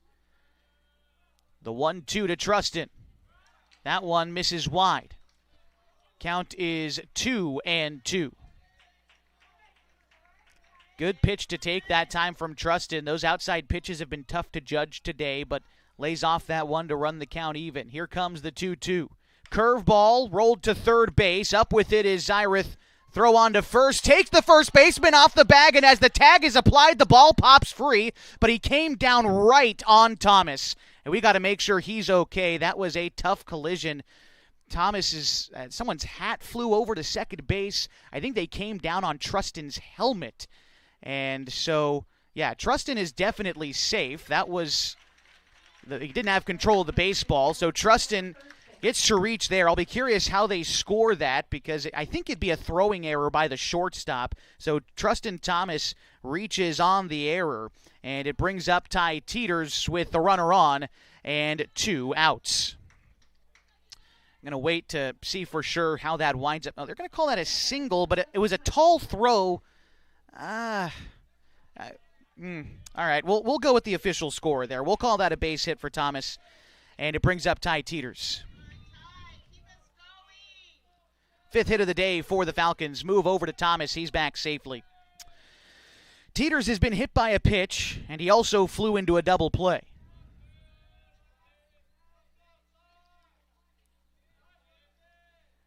Here's the first pitch to Ty.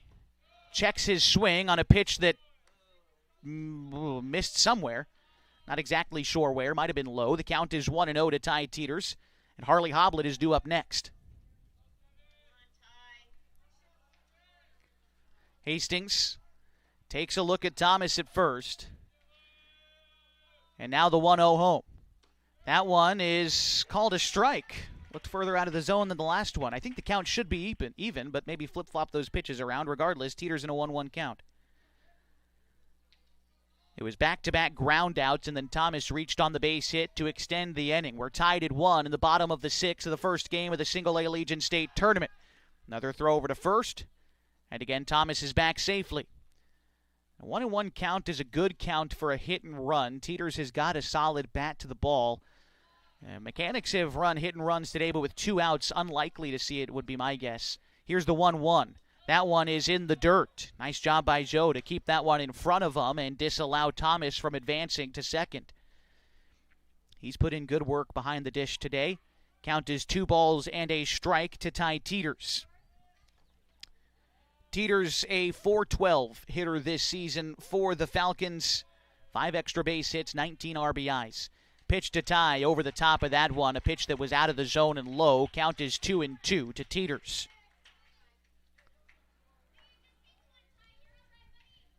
Pitcher Hastings gets the ball back, toes the rubber, looks in. Peyton Joe delivers the signal.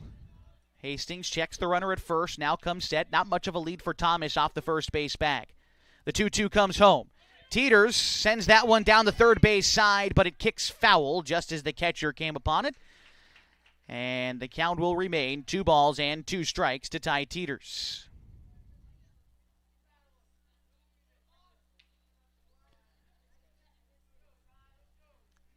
Falcons making Hastings work a little bit this inning. This and the fourth were probably his most taxing thus far. Even the one run he gave up in the fifth, it was quick at-bats. A couple of base hits, a sacrifice fly, and a ground out. Didn't have to throw a ton of pitches, but here in the sixth, he is throwing quite a few. 2-2 again to Teeters. And the pitch.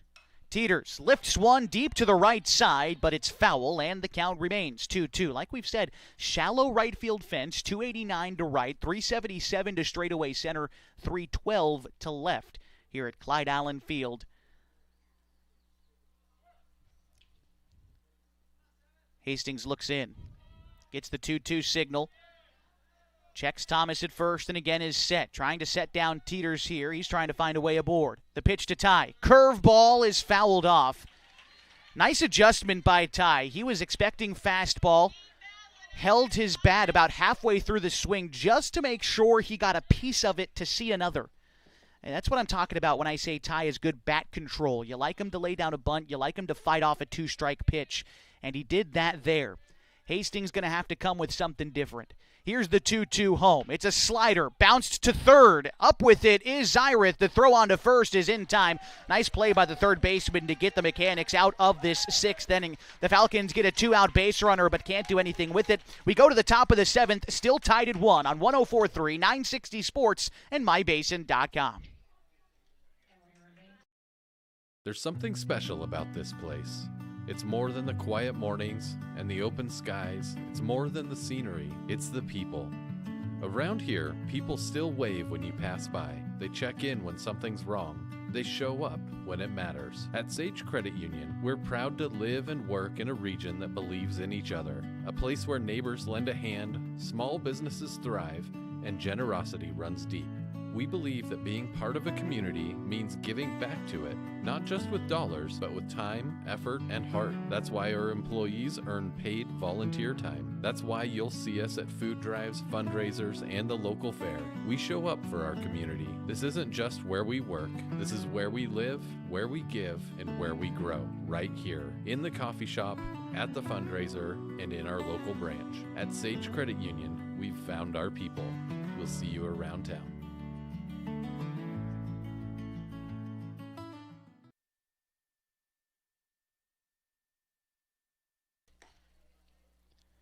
Josh Eldridge back with you on 104.3, 960 Sports, and on MyBasin.com. We are getting set now for the top half of inning number 7 in a tie ball game. 1-1 here at Clyde Allen Field in North Bend, Oregon. P.J. Safford continuing to work out there. He comes in relief of Corbin Hamilton. We can now officially close the book on Corb as Safford delivers strike 1 to Porter Jensen. In the game for Corbin, he's not on the hook for any kind of decision at this point. 5 2/3 in a start, and the batter held up on a check swing, 1-1 the count. 5 2/3 innings in a start for Corb, 4 hits, 1 run, 2 walks, 6 Ks. That one, the pitch from Safford misses low. The count is 2 balls and a strike to Porter Jensen, who has struck out and reached on an error so far today, so 0 for 2. Here's the 2-1 home from Safford. That one is popped up, out of play, foul behind home plate. Count is even. 2 balls and 2 strikes to Jensen, then Noah Johnson, and then Jude Nolan. It's the bottom third of the order here in the top of the 7th inning of a tie ball game. The 2-2 is swung on and missed. Safford goes with a bender to set down Jensen, and it brings up Noah Johnson. I think Safford, coming off of his last performance on the mound back on Saturday against Reno really told you what he was all about. If you were watching that game, Safford came in as a relief pitcher and shut down one of the best teams from the state of Nevada. Here, Johnson pops one up behind home plate. I think Tacchini's going to run out of room, and he does. The count is 0-1, but Safford came in against the 2024 Nevada State champs, pitched 5 innings, 2 hits, 5 Ks. By the way, that's the AAA Reno Knights. Safford bound for Oregon Tech in the fall. Here's the 0-1 to Noah Johnson.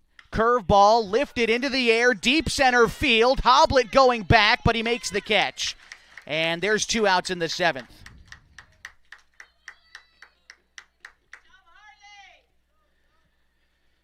Brings up Jude Nolan.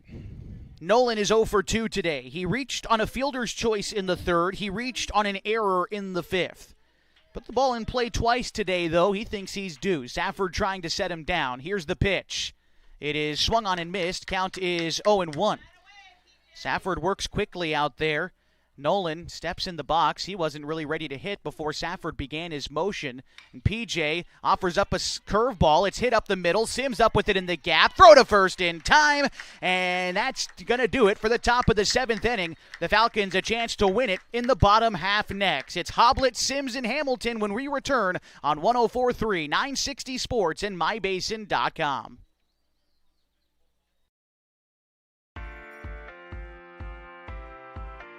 At Geno's on East Main Street, we're always ready for sports season. And now is a perfect time to connect with us. We're open every morning at 6:30, serving simply good food for your breakfast, lunch, and dinner. We offer breakfast burritos and burgers all day, Italian family recipes, monthly specials, amazing desserts, and of course, your choice of cold or hot beverages. Call 884-6474 right now to place a food order for pickup or use DoorDash delivery. Or best of all, come dine in with us. Geno's on East Main, simply good food. Check out our full menu and all our activities at ilovegenos.com. Geno's on East Main, simply good food.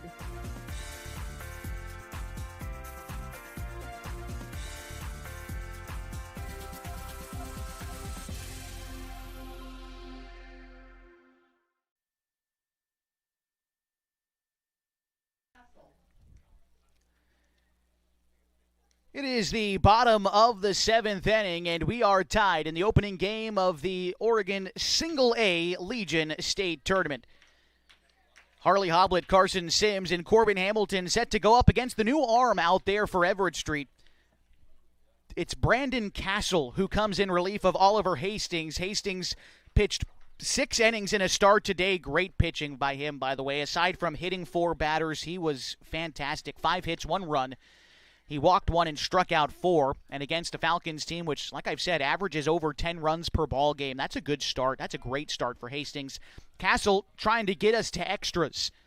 It'll be actually Jacoby Nickerson, then Sims, then Hamilton. It would seem due up this half as long as Hamilton re-enters the game. I believe in the outfield he'd have to. But regardless, here's Jacoby Nickerson. Batting here from the left side, the Mazama product, trying to get something started for the Falcons today. The right-hander Castle comes set. Here's the pitch. It is swung on and missed. The count is 0-1. Kind of a funky delivery from Castle. A lot of motion in his pitching delivery, but he looks to throw pretty hard. He's got a good 2-seam fastball working. He gets Nickerson to chase the 2-seam fastball there. And the count to Jacoby is 0-2. Nickerson on the season bats .356 for the Falcons. But 2 strikes on him against Brandon Castle. Pitch on the way from Castle. They throw outside to Nickerson again, and this time it misses outside, 1-2. That's 3 straight outside fastballs from Castle to Nickerson. We'll see if they change things up here. The 1-2. Nickerson swings over the top of the off-speed pitch, and he is sent back in for the first out in the 7th, and it brings up Carson Sims for the Falcons.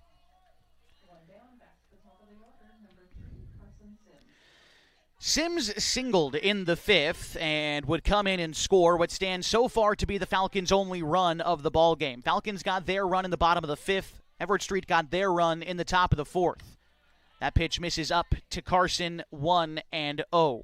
Along with that single in the fifth, Sims also grounded out in the first and struck out in the third.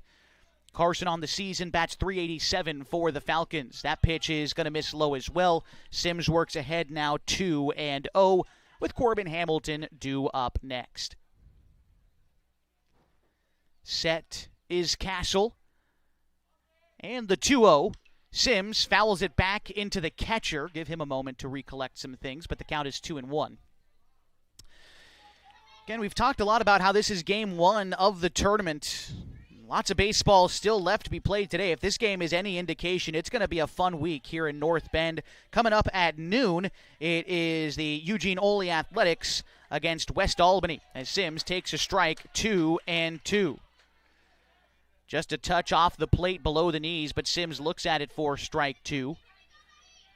And Castle comes set. Here's the 2-2 pitch. Sims looks at it for strike 3. Castle pulled the string on him, and Sims watched it go by, and it brings up Corbin Hamilton.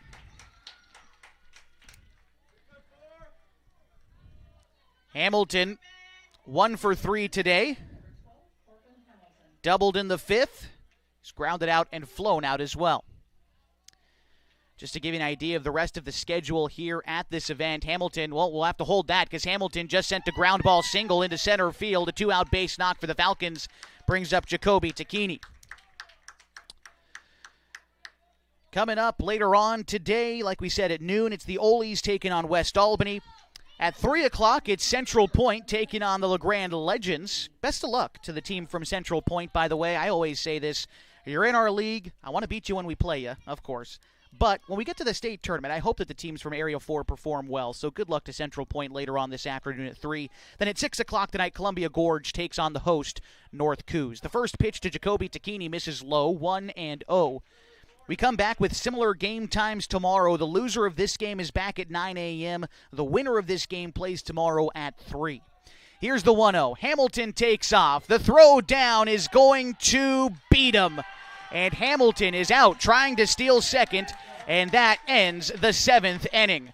We go to the 8th next in a tied ball game. 1-1 on 104.3, 960 Sports, and MyBasin.com.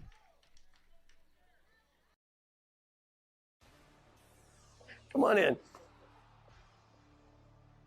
Hey, I'm Jason with Elevate Physical Therapy, Fitness, and Performance, and just a little bit about us. So we started in March of 2020, opened right before COVID hit. It's been a wild ride. So one of the things I'm super passionate about is this idea of being guides or think about like a map and compass. If you think about our job as physical therapists is to take a person who's had an injury and help them kind of go from point A to point B. And everybody's journey is different. It's never a straight line. It's nice to have someone that's been there, that's walked that path before many times. And so we see it as our honor and privilege to be able to walk with patients through those little steps along the way of getting back to doing the things they love. So to get a hold of us at Elevate, you can call our number at 541-887-2030. Check out our website, elevateptfp.com. Or check us out on Instagram, shoot us a message.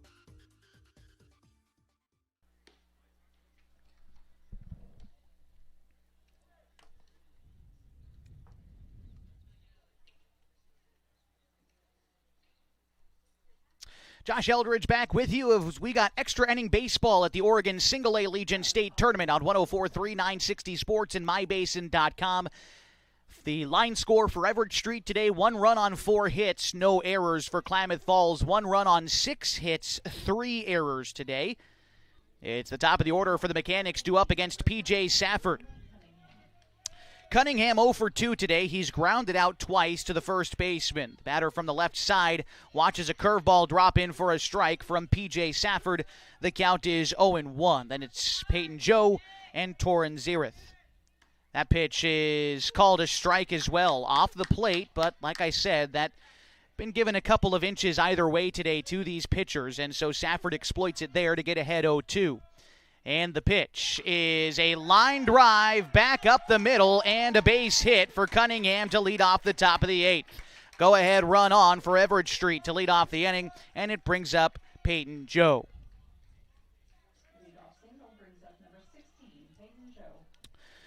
Joe today 0 for 3. He has grounded out, flown out, and reached on an error today.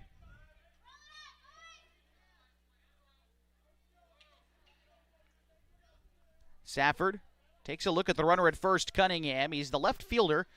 He's got a decent lead over there. Unsure of his speed, though, as the first pitch is swung on and missed. Joe tried to lay down a bunt, but kind of pushed his bat out there and couldn't come up with it, so he's behind 0-1.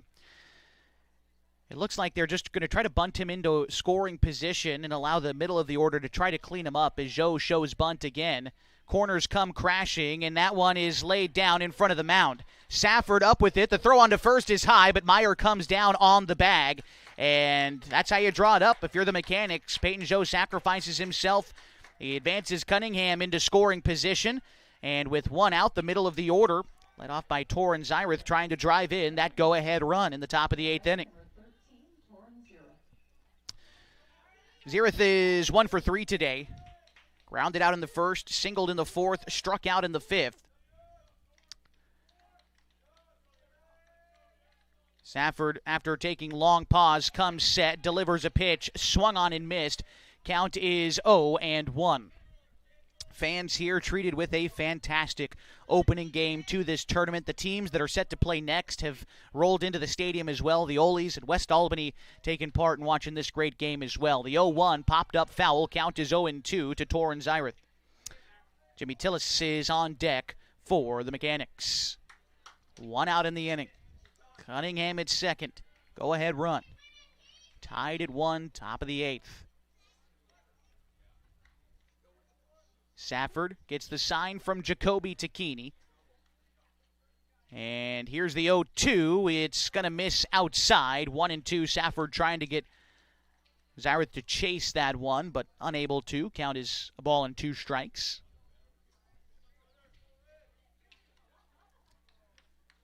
Safford set again. Trying to find time. 2-2. Trying to get Zyrith to chase again. The outside pitch. He's gone outside fastball, outside curveball on the last 2 pitches. We'll see where Tacchini is directing him to go here. Safford set. The 2-2.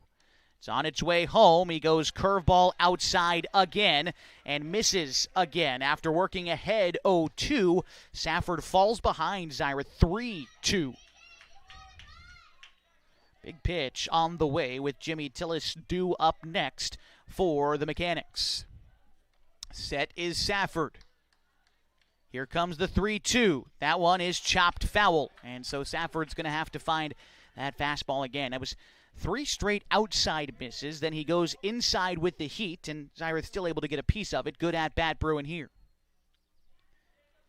Cunningham takes about a 4-step lead off of second. Safford not paying him much attention. He's going right after the hitter.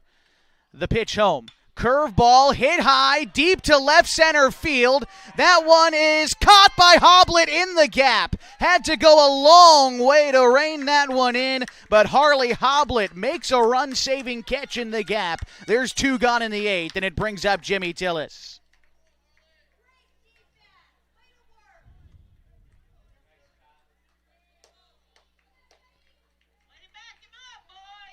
Two gone in the inning. Here's Tillis, 1 for 3 today. Singled in the 2nd, struck out in the 4th, grounded out in the 6th.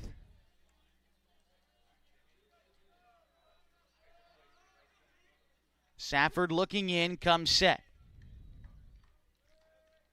Here comes the pitch. Swung on and missed. The count is 0-1. Safford goes outside with the slider to start out the cleanup hitter in the Mechanics order.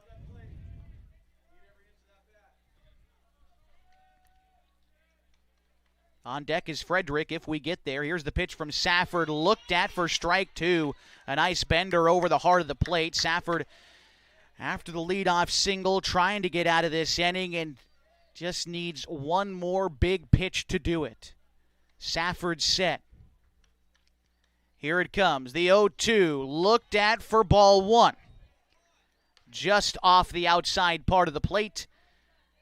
Tillis gets another life.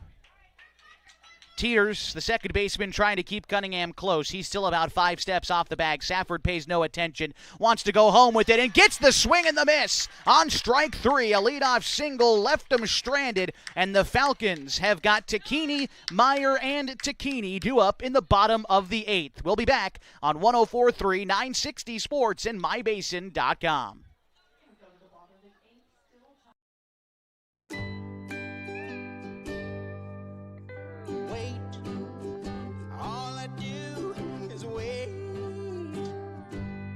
So lonely, I just sigh. Seems like I've been away forever. Wondering if you're coming home. I just saw your face. I know you're coming home. I swear there is no place that feels as good as home. And then I heard your voice. I know you're coming home. I know you're coming home. This is where unconditional love and immeasurable happiness reside. This is home. Coltwell Banker, where home begins. Getting set now for the bottom half of inning number 8 on 104.3 960 Sports and MyBasin.com. The Klamath Falls Falcons tied up with the Everett Street Mechanics. Jacoby Takini, Ian Meyer, and Colin Takini due up this half inning. The Falcons look for just one run to try to push themselves into the winners group tomorrow here in North Bend. The first pitch from Castle is a 2-seam fastball dropped in for a strike. The count is 0-1 to Takini. He's got the lone RBI of the day for the Falcons on a sacrifice fly in the 5th inning. Here's the pitch from Castle. A curveball misses upstairs. The count is even to Jacoby, 1-1. Like I said, Meyer and then Colin Takini due up next this half for Klamath Falls. The 1-1 to Jacoby. Bouncer towards the left side through. And a leadoff single for Jacoby Takini. The winning run on base for the Falcons. And out comes Chase Barrett. Barrett is going to run for Jacoby. And got some speed over there here for Ian Meyer. Meyer is 1 for 2 today. He was hit by a pitch in the first. He also singled in the 4th and grounded out in the 5th. Meyer has had a great season for the Falcons this year. A .523 hitter leads the team in that category. Pitch to Ian. Takes one for a ball inside. Count is 1-0. Meyer singled and was left stranded at third in that 4th inning. The Falcons today have left 8 runners on base. Meyer rolls over one foul, counts even 1-1. Everett Street has left 5 runners on base, but the Falcons have had ample opportunity to push runs across today. They find themselves after a leadoff base hit in the 8th with another one. If you can manufacture Barrett across, you win this ball game. Here's the 1-1. Meyer hits one to right field. Johnson moving towards the foul line, makes the catch, and there is one out in the inning. And it brings up Colin Takini.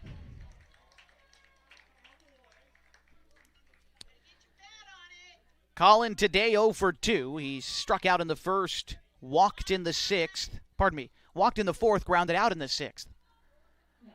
And for Colin, chance to atone for the mistake he made back in the 4th that led to an Everett Street run. Find your way on base here. All is forgotten. For Takini, guy who, like I said, hasn't come up with a base hit yet today, but statistically a .382 hitter. 13 extra base hits. Takini in the past has come up in these spots. Take you back to last season at the Northwest Class A Regional Tournament. Colin Takini hit a walk-off single midway through that tournament. Here's the first pitch to Takini. That one misses upstairs. They try to backpick Barrett at first, but he's back safely. And the count is 1-0 to Colin. Would have to drive a ball deep into the gap to score Barrett all the way from first, but with Barrett's aggressiveness, you could see him go first to third on a base hit as well as that pitch is fouled back. The count is now even to Colin, a ball and a strike. Due up next is the Falcons pitcher, P.J. Safford, guy who also has a knack for dramatics late in games. Barrett leads off of first, a fairly significant lead over there, and then he takes off early. The throw is never going to come. Barrett swipes second on a pitch that misses low. Chase got a great jump that time. Some risk-taking from the Falcons in the 8th. Love it or hate it, they've got a man in scoring position here in the 8th. A risky move from Chase pays off. And Colin now in an RBI opportunity. Set his castle. Here's the pitch to Colin. That one off the plate, inside, called a strike, 2-2. Takini's going to have to protect that spot now. Colin closes up the stance a little bit with 2 strikes on him. Here's the 2-2. Takini watches that one dip below the zone. 3-2. Castle, I think that might have been some kind of circle changeup. It looked like it had some arm action or arm side movement, I suppose. Not a bad pitch, but a better take from Colin to run the count full, 3-2. Here's the pitch. Takini bounces one in the infield. Charging is the shortstop, Marr. He's up with it. The throw on to first is in time, but Barrett advances to third on that play. Now just 90 feet away with 2 outs. Here comes P.J. Safford. Safford 0 for 3 today. He's grounded out twice and struck out once. And we're going to have a new pitcher.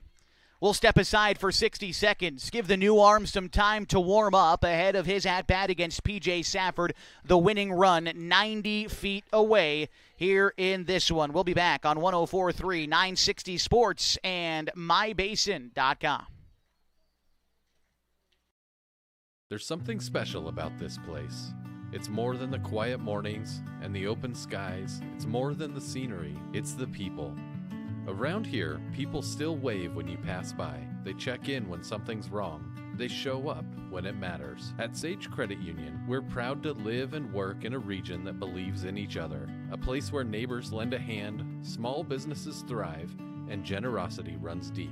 We believe that being part of a community means giving back to it, not just with dollars, but with time, effort, and heart. That's why our employees earn paid volunteer time. That's why you'll see us at food drives, fundraisers, and the local fair. We show up for our community. This isn't just where we work. This is where we live, where we give, and where we grow. Right here, in the coffee shop, at the fundraiser, and in our local branch. At Sage Credit Union, we've found our people. We'll see you around town.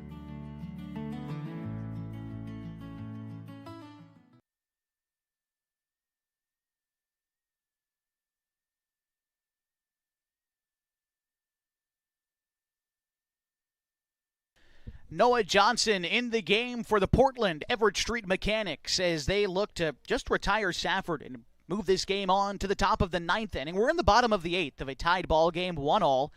And runner at third is Chase Barrett, the game's winning run. Safford will be at the plate, along with Noah Johnson, who comes in to pitch from right field. Replacing him in right field is Andrew Smith, class of 27 from Ida B. Wells High School. He now patrols right, and I believe those are the only changes for Portland here in this half inning. Safford looking to be the hero this morning for the Falcons. Bottom of the 8th, winning run at third. Opening game of the state tournament. Like I said, Safford a flair for the late game dramatics. Against Grants Pass last week, a walk-off single. First pitch, swinging for Safford, 0-1. Chased the slider outside. Last time out, Safford was 2 for 3 with a couple of singles. Like I said, also had that walk-off hit against Grants Pass back on July 16th. Here's the 0-1 to Safford. That one misses in the turf. Count is 1-1. Johnson trying to work away from Safford. He likes those outside pitches, though. He just needs to punch one through anywhere. The 1-1 is called a strike. Count is 1-2. And Johnson trying to just find one pitch to move us on to the ninth inning. Johnson set. The pitch to Safford is hit hard but foul off to the right side. Counts 1-2. If we get to a ninth inning, it's 5, 6, and 7 in the Mechanics order due up. Oh, we got the baseball coming in. Nice throw from Coach Joe Tacchini down the first base side. Sean Teeters in the third base box. Craig Connor in the dugout. All right. 2 strikes on the hitter Safford. Game hangs in the balance. Johnson steps off. Wants to throw out of the stretch. Retoes the rubber. Now Johnson set. Here's the 1-2 to Safford. It's bounced foul. And PJ sees another. Inning started with a single from Jacoby Tacchini. Chase Barrett then stole second and advanced to third on the ground out. There he stands with 2 strikes on the hitter Safford. Here's the pitch from Johnson. Safford again slices one foul off to the right side. Stays around in this at-bat. 1 ball, 2 strikes. Everyone in the crowd knows the game hangs on this at-bat. Low murmuring in the Wood grandstands at Clyde Allen Field. The 1-2, a curveball misses up. 2-2, the count to Safford. And now the groans come out from the Everett Street dugout and their fans as well. Like I said, the strike zone has certainly been a part of the conversation today. The 2-2 to Safford. Set is Johnson. And the pitch is going to miss low. Count is full. First base is open. And on deck is Trustin Thomas. Full count to Safford. This is what you play for. Here it comes, the pitch from Johnson. A curveball swung on and missed, and Johnson wins this one. And we are headed to the 8th inning in a 1-1 ball game on 104.3, 960 Sports, and MyBasin.com.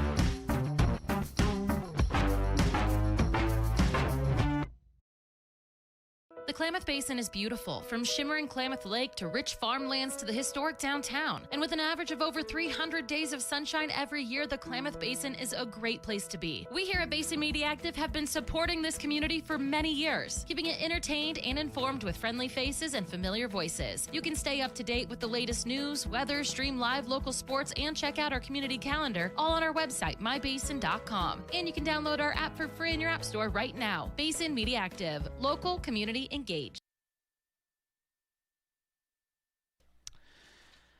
Top of the 9th inning, and we are tied up at 1 on 104.3, 960 Sports, and MyBasin.com. For Everett Street, through 8 innings, 1 run on 5 hits, no errors. For Klamath Falls, 1 run on 7 hits, 3 errors. Due up this half inning for the Mechanics, Vinny Frederick, Lucas Marr, and Porter Johnson. That is 5, 6, and 7 in this order. PJ Safford continuing to work for the Falcons, and as you play extra innings, it starts to change, or depending on how you look at it, kind of ruin the plan you had coming in to manage your pitching staff coming in today. My guess is they wanted Safford probably to only throw 25 pitches so he can come back and throw either tomorrow or throughout the rest of the tournament, as that pitch is called a strike below the knees to Frederick, 0-1. But, well, you got to win those games to continue to play throughout the weekend. So at this point, I think all plans have gone out the window. You've got to win this game against Everett Street and try to avoid coming back at 9 a.m. tomorrow. The 1-1 to Frederick, a bending curveball. Oh, man, called a strike off the plate. Tacchini stole that one for his pitcher. The count is 1-2. Here's the pitch from Safford. That one's in the dirt, no question. 2-2. The count to Frederick has been the team's designated hitter today, hitting in the pitcher's spot. The 2-2. Swung on and missed. Down goes Frederick here to lead off the ninth. Safford now at 4 strikeouts on the day. Brings up Lucas Marr. He's 0 for 3 today with 3 strikeouts. Once in the second, once in the fourth, and once in the sixth. And actually, we're going to get a pinch hitter. It's going to be Quinn Daniels. So Daniels hitting in place of Marr here. Here's the pitch from Safford. It is a grounder towards first. Meyer is up with it. He is going to take it to the bag himself, and 2 gone in the ninth. Brings up Porter Johnson. Johnson also 0 for the ball game. Struck out, reached on an error, and struck out today. Porter Jensen today. Let's take a look here from Lincoln High School. An all-league selection from the Portland Interscholastic League. Waves and misses at strike 1. A lot of all-league selections on this Everett Street team. Same can be said for the Falcons. Probably 2 of the better teams in this tournament. As the 0-1 is called a strike knee-high, 0-2. It's an amazing first-round draw. It's been a great baseball game so far today. Thanks so much for joining us. The 0-2. Safford delivers to Jensen. It misses low, 1-2. Due up next, if the inning continues, is Noah Johnson. And for the Falcons, it's the bottom third of their order in the bottom half of the inning. That pitch misses up 2-2. Safford got ahead of Jensen 0-2. Now is even. 2 balls, 2 strikes, 2 outs in the inning. Base is empty. Here's the pitch. It is going to miss low. 3-2.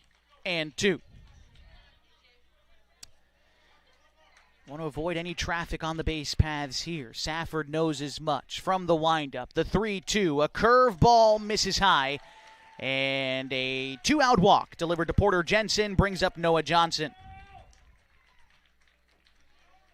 Johnson started the game in right field. He now assumes the pitcher's spot. Today he's 0 for 2. He walked in the third, but has since struck out and flown out. Decent lead off of first for Jensen. Safford comes set. Now the pitch home. Slider lifted foul, 0-1. If the inning continues after Johnson, it's Jude Nolan due up next. All right. Johnson back into the right-handed batter's box. Safford takes a look at first. Jensen again a modest lead, about 2.5 steps off the bag. Takes a half step back as Safford delivers the 0-1 for a strike over the heart of the plate. Count is 0-2 to Noah Johnson. Now Safford got 2 strikes on the last guy before walking him. So important to make a big pitch here in the 0-2 count. Safford set out of the stretch. Here he comes. Strike 3 swinging. Down goes Johnson. To the bottom of the ninth we go, protecting this tied ball game. 1-1. We're back after this on 104.3, 960 Sports, and mybasin.com. Introducing Smith Bates Marcom Solutions, your trusted partner in marketing and communication. We specialize in crafting compelling campaigns, eye-catching graphics, and impactful branding materials. Smith Bates is like working with dependable friends. They always help us build our professional image. Through the innovative strategies that the team at Smith Bates suggested, we've been able to give the brand at Calor the boost that it desperately needed. Unlock your potential with Smith Bates Marcom Solutions. Rob, why do you think so many families choose Subaru here? Because they're built for real life here in Southern Oregon.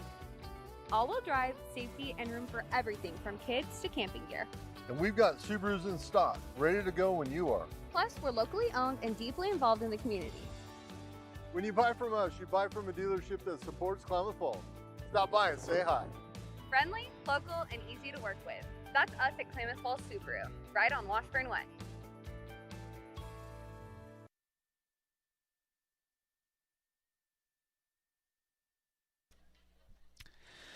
Bottom of the ninth inning, and the Klamath Falls Falcons tied with the Portland Everett Street Mechanics in the first game of the Oregon Single A state tournament here at Clyde Allen Field in North Bend, Oregon.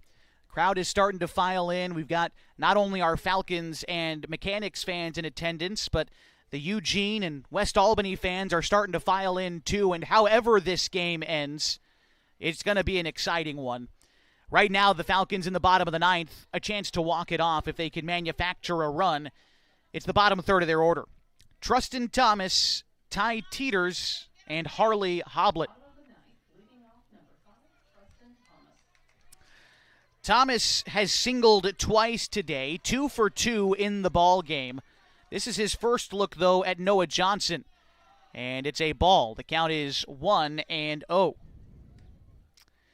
Johnson came in relief of Brandon Castle for Everett Street today. For Castle, his final line score, he pitched an inning in 2/3. He allowed 2 hits and struck out 2 batters. And Thomas takes a pitch that looked pretty good for ball 2. And he works ahead. Here's the pitch from Johnson. Another one. Misses upstairs, 3-0. Falcons trying to get a base runner any way they can. They'll take a leadoff walk if Thomas can procure it. From the windup, Noah Johnson finds the zone, 3-1.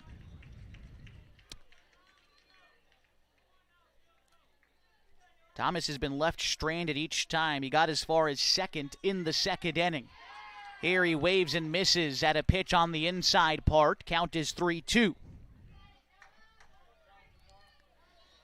Good at-bat here from Noah Johnson. He's been around the zone all at-bat. Thomas got ahead with a couple of gifts, but now the count's full. Here's the pitch. Thomas waves and misses at strike 3, and that's the first out at the bottom of the ninth inning.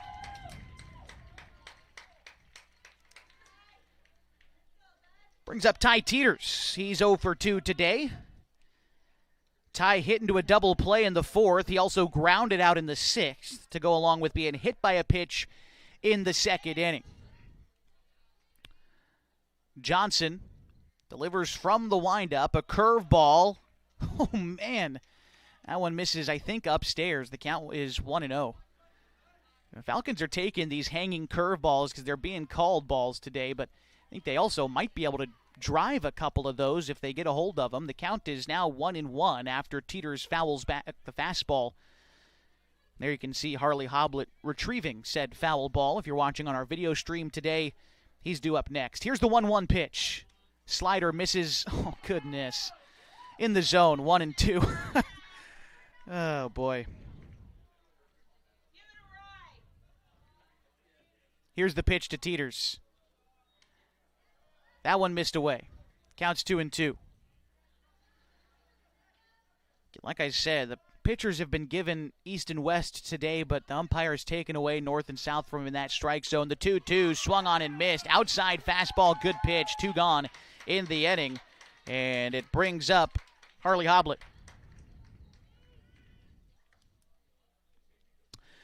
Hoblet today's 0 for 2. Hit into a double play in the 2nd. Grounded out in the 5th. And he was pinch hit for in the 7th inning, but he's able to return and take this at-bat here. The pitch to Hoblet. Misses low. 1-0. For the Mechanics, due up next half inning is 9-1-2 in their order. Nolan, Cunningham, and Joe as we see it here. The 1-0 pitch. Hoblet hits that one shallow right field, enough for the first baseman to call everybody off and make the catch and end the inning. The Falcons down in order in the bottom of the 9th. We go to the 10th at the Oregon Single A Legion A State Tournament on 104.3 and 960 Sports. When your care feels complicated, you need someone who won't back away. At Heartfelt, they are known for taking on the cases others won't. Complex, high-risk, and deeply personal situations that deserve real attention. They specialize in minimally invasive procedures, helping you heal faster and get back to your life, your family, your work. And they are here for the long term, not just one visit. No referrals needed, just care that truly shows up for you. Visit heartfeltobgyn.com or call 541-205-6890. Heartfelt OBGYN, expert care when it matters most. At Pacific Power, we can't predict the future, but we're preparing for every possibility. With more extreme weather year-round, we're investing in an energy system ready for what comes next. By strengthening the grid, using smart infrastructure, and drawing from our diverse energy resources, we're not just powering today. We're designing an energy system that's built to weather tomorrow. Energy that makes powering your greatness possible.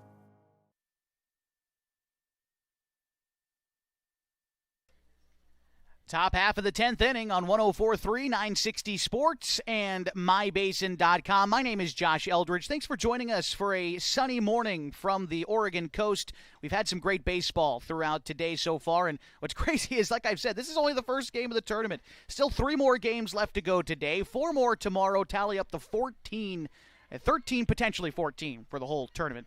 But it's been a lot of fun so far this morning. I hope that... much like myself, you've been on the edge of your seat this morning. It'll certainly wake you up. If you've been watching at work, jumping up and down, tell your boss I apologize. Jude Nolan, Finley Cunningham, Peyton Joe do up this half inning. A ground ball to short. Sims up with it, throw to first. 1 pitch, 1 gone in the 10th. Cunningham due up now for the Mechanics. Cunningham today is 1 for 3. Grounded out in the first and the 5th, and he walked in the 3rd, singled in the 8th. Safford still out there working for the Falcons. That pitch misses down and in, 1-0. Here comes the 1-0 from Safford. Ground ball to the right side. Meyer blocks it, comes up with it, takes it to first for the out. 3 unassisted, 2 gone in the 10th. Here's Peyton Joe.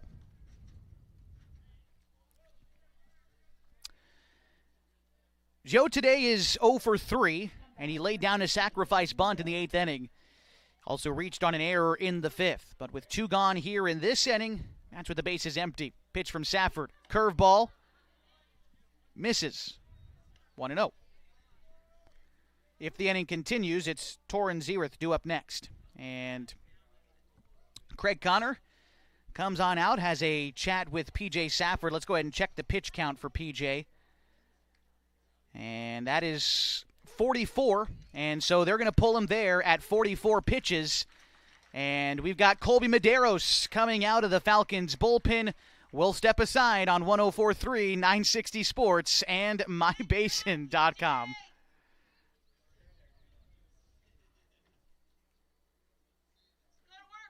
What are your goals? To get stronger, move better, feel healthier? Whatever you are aiming for, Harbor Isles is here to help you. They have brand new cardio and strength equipment. Harbor Isles offers indoor tennis courts, 4 indoor pickleball courts, energizing group classes, expert personal trainers, and a friendly, knowledgeable staff ready to guide you every step of the way. No matter what your goals are, Harbor Isles has everything you need to reach those goals. Stop by and see the difference for yourself. Harbor Isles, lose those reins and get your gains.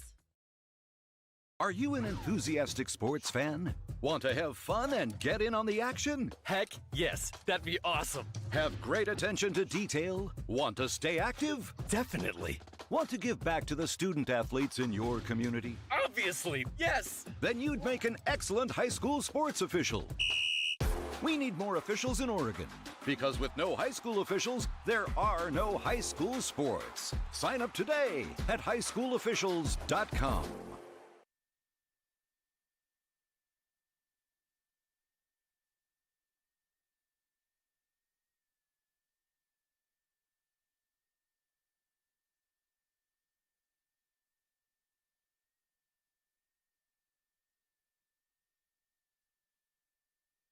Josh Eldridge back with you here on 104.3 960 Sports and MyBasin.com. It's the top half of inning number 10, and the Falcons have a new pitcher. Welcome to the ball game, Colby Medeiros, making his 11th appearance of the season, his 5th in relief.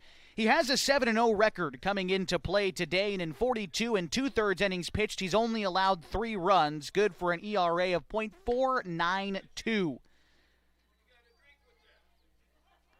Medeiros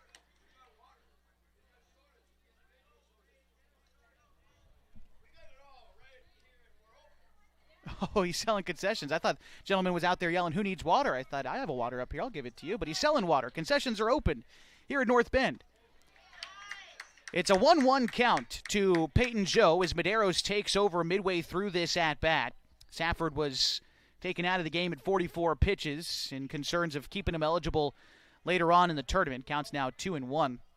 For Safford, taken out at 44 pitches, he only needs 1 day's rest to become eligible to throw again. That pitch is fouled off. The count is 2-2 to Peyton Joe. Medeiros trying to come up with a big pitch here. The 2-2 is hit in the air, right side, but well fouled.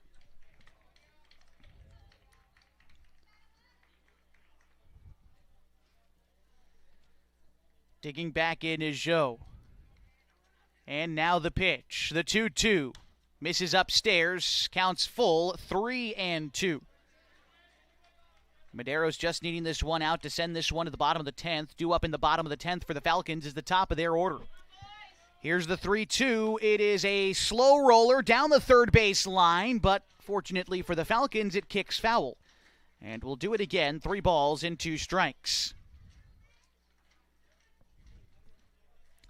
Everett Street has been kept off the board since the 4th. For the Falcons, since the 5th. It's been a pitchers and defensive duel today. Some great big pitches, some fantastic defensive plays for both teams today. And we're tied at 1 in the top of the 10th. Medeiros in a full count delivers the pitch. It misses wide and a walk delivered to Joe.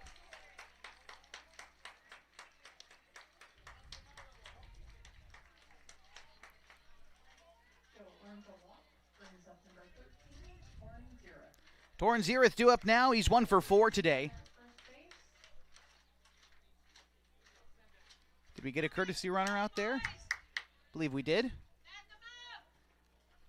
Zereth, like I said, 1 for 4 today. Singled and scored the only run of the ball game today in the 4th inning. Way out in front of the off-speed pitch there. The count is 0-1.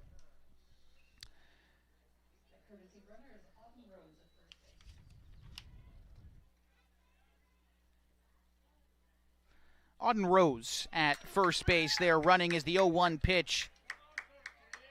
Swung on and missed. Medeiros has 2 strikes on the third baseman for Everett Street.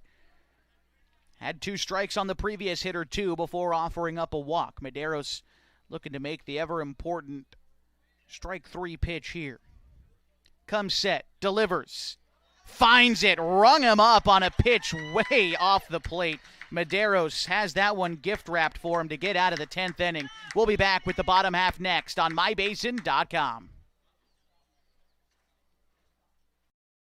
There's something special about this place. It's more than the quiet mornings and the open skies. It's more than the scenery. It's the people. Around here, people still wave when you pass by. They check in when something's wrong. They show up when it matters. At Sage Credit Union, we're proud to live and work in a region that believes in each other. A place where neighbors lend a hand, small businesses thrive, and generosity runs deep.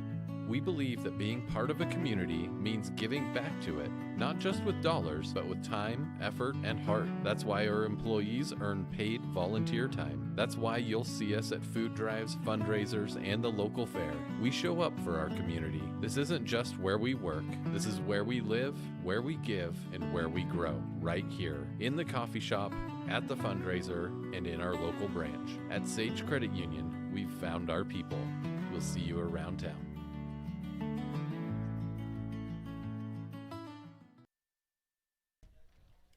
It's the bottom of the 10th inning, and the Klamath Falls Falcons are tied with the Everett Street Mechanics 1-1 at the Oregon Single-A Legion State Tournament. Carson Sims, Corbin Hamilton, Jacoby Tacchini do up this half inning. The Falcons look to push across their run to earn themselves a victory here today.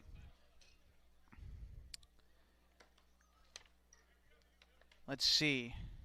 Got a new pitcher out there?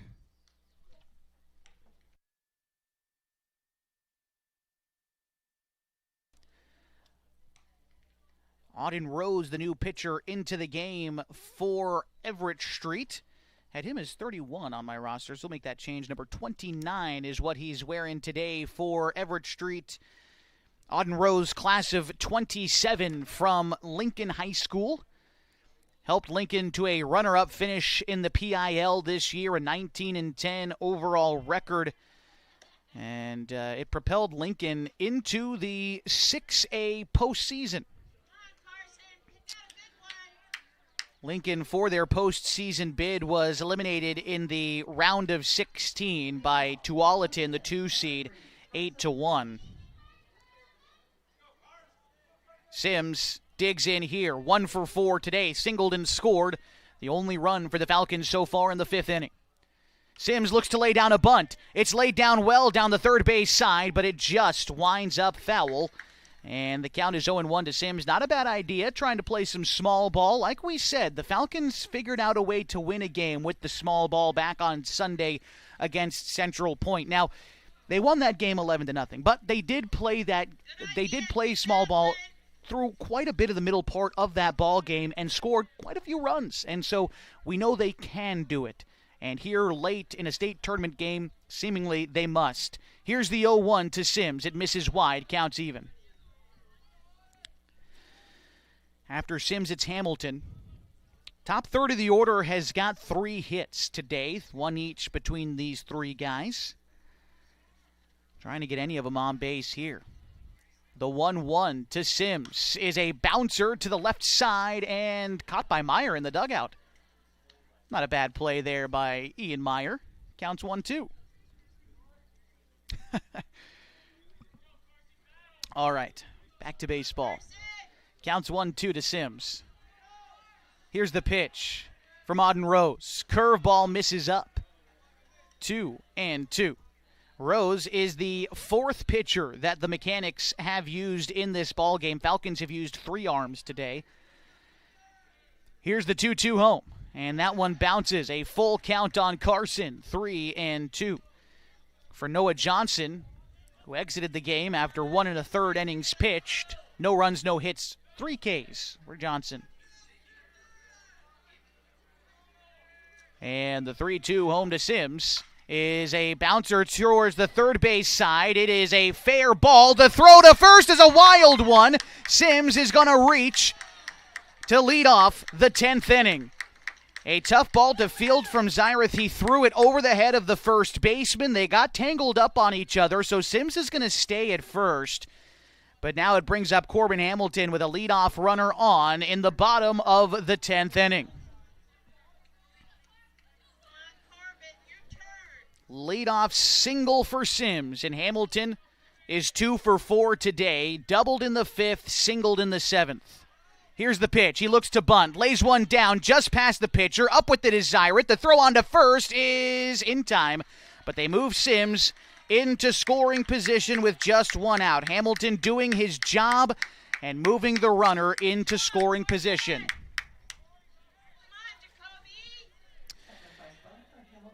Team leader in RBIs due up now for Jacoby Tacchini. He's already got 1 RBI today, and Everett Street wisely not wanting to pitch to him. And so Tacchini will be intentionally walked, but to be frank, it doesn't get much easier with Ian Meyer due up next.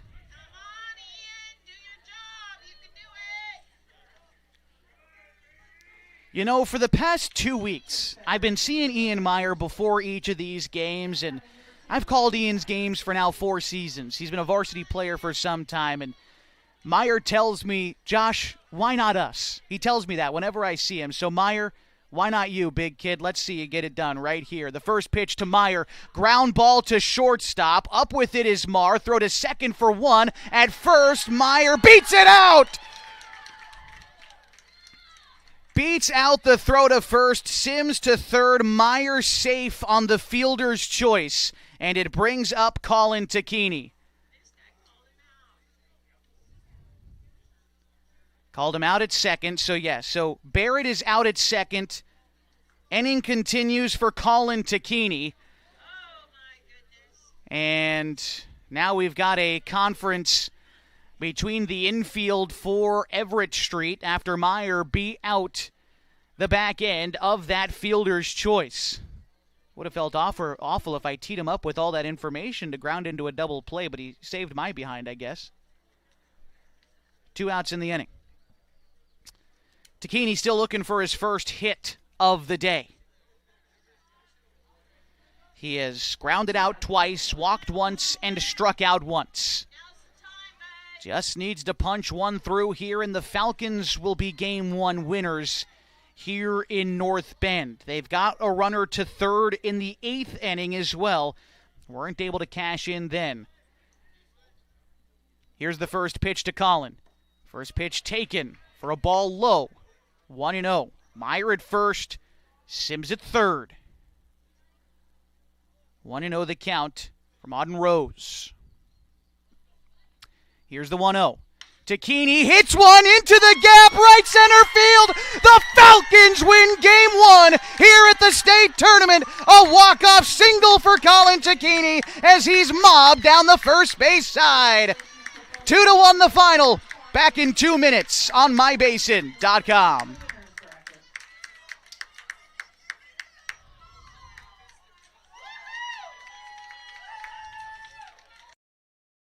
What are the best words you can hear tonight? Order ready for Susan?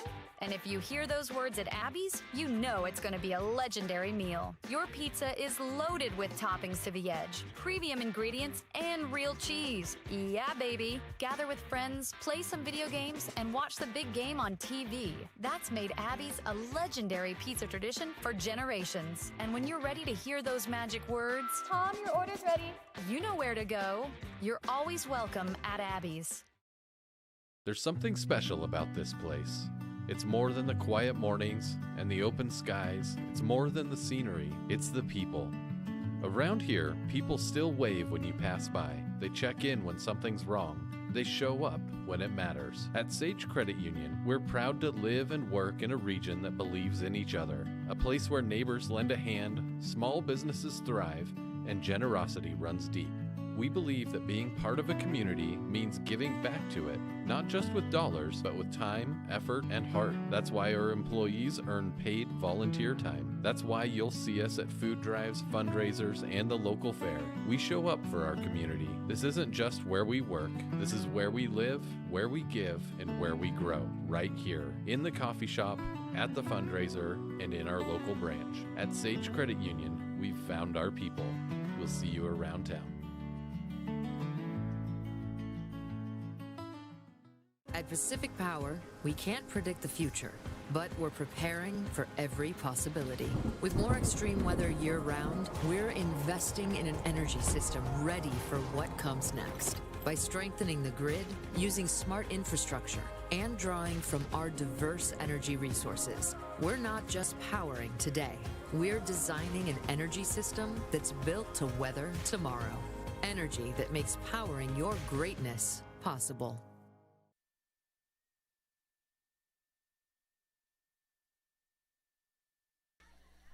Josh Eldridge back with you here from Clyde Allen Field in North Bend, Oregon at the Oregon Single A Legion Baseball State Tournament. The Klamath Falls Falcons victors in Game 1, 2-1 in 10 innings. For the Falcons today, 2 runs on 9 hits. They commit 3 errors. For Everett Street today, 1 run on 5 hits. They commit no errors. The game's winning pitcher is Colby Medeiros, who only had to record 1 out today. It was 1/3 of an innings pitched and a strikeout. The losing pitcher for Everett Street this morning is Auden Rose, who pitched 2/3 of an inning, gave up 2 hits, and the Falcons walk-off run. It was Colin Takini who got the joy today. He's no stranger to walk-off singles, as he did the very same thing a season ago at the Northwest Class A Regional, punching his ticket and doing it again here at the Oregon State Tournament. And gotta say, for Colin, what a redemption in this game as well, as he committed the error that allowed the run to score for Everett Street, and then he gets the base hit that wins the ball game for his club here in the bottom of the 10th inning. Other notables today for the Falcons. Carson Sims finished 2 for 5 with 2 runs scored. Corbin Hamilton was 2 for 4 today. Jacoby Takini was 1 for 2 with an RBI. Colin Takini 1 for 4 with an RBI. Ian Meyer 1 for 4 today. Trustin Thomas 2 for 3. A 9-hit attack for the Falcons was just enough to get them past the Portland Everett Street Mechanics today. Coming up as we continue the tournament, tomorrow the Falcons have moved on into the winner's bracket. They are playing at 3 o'clock tomorrow against either the LeGrand Legends or the Central Point Comets. That game is played today at 3.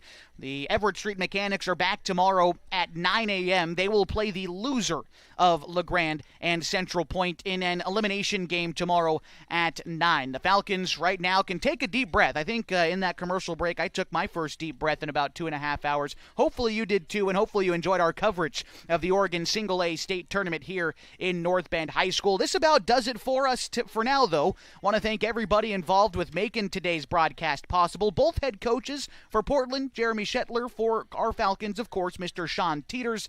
Thanks to you for joining us for another edition of Klamath Falls Falcons Baseball. Also want to give a shout out to Wendy Glidden, our official scorer today, for making sure I keep my book right. We're going to be back tomorrow, 3 p.m. first pitch, opponent TBD, but the Falcons winners in Game 1 of the Oregon Single A Legion State Tournament. My name is Josh Eldridge. Hope you have a great rest of your Wednesday afternoon, and I'll be back tomorrow. But until then, so long from North Bend, Oregon.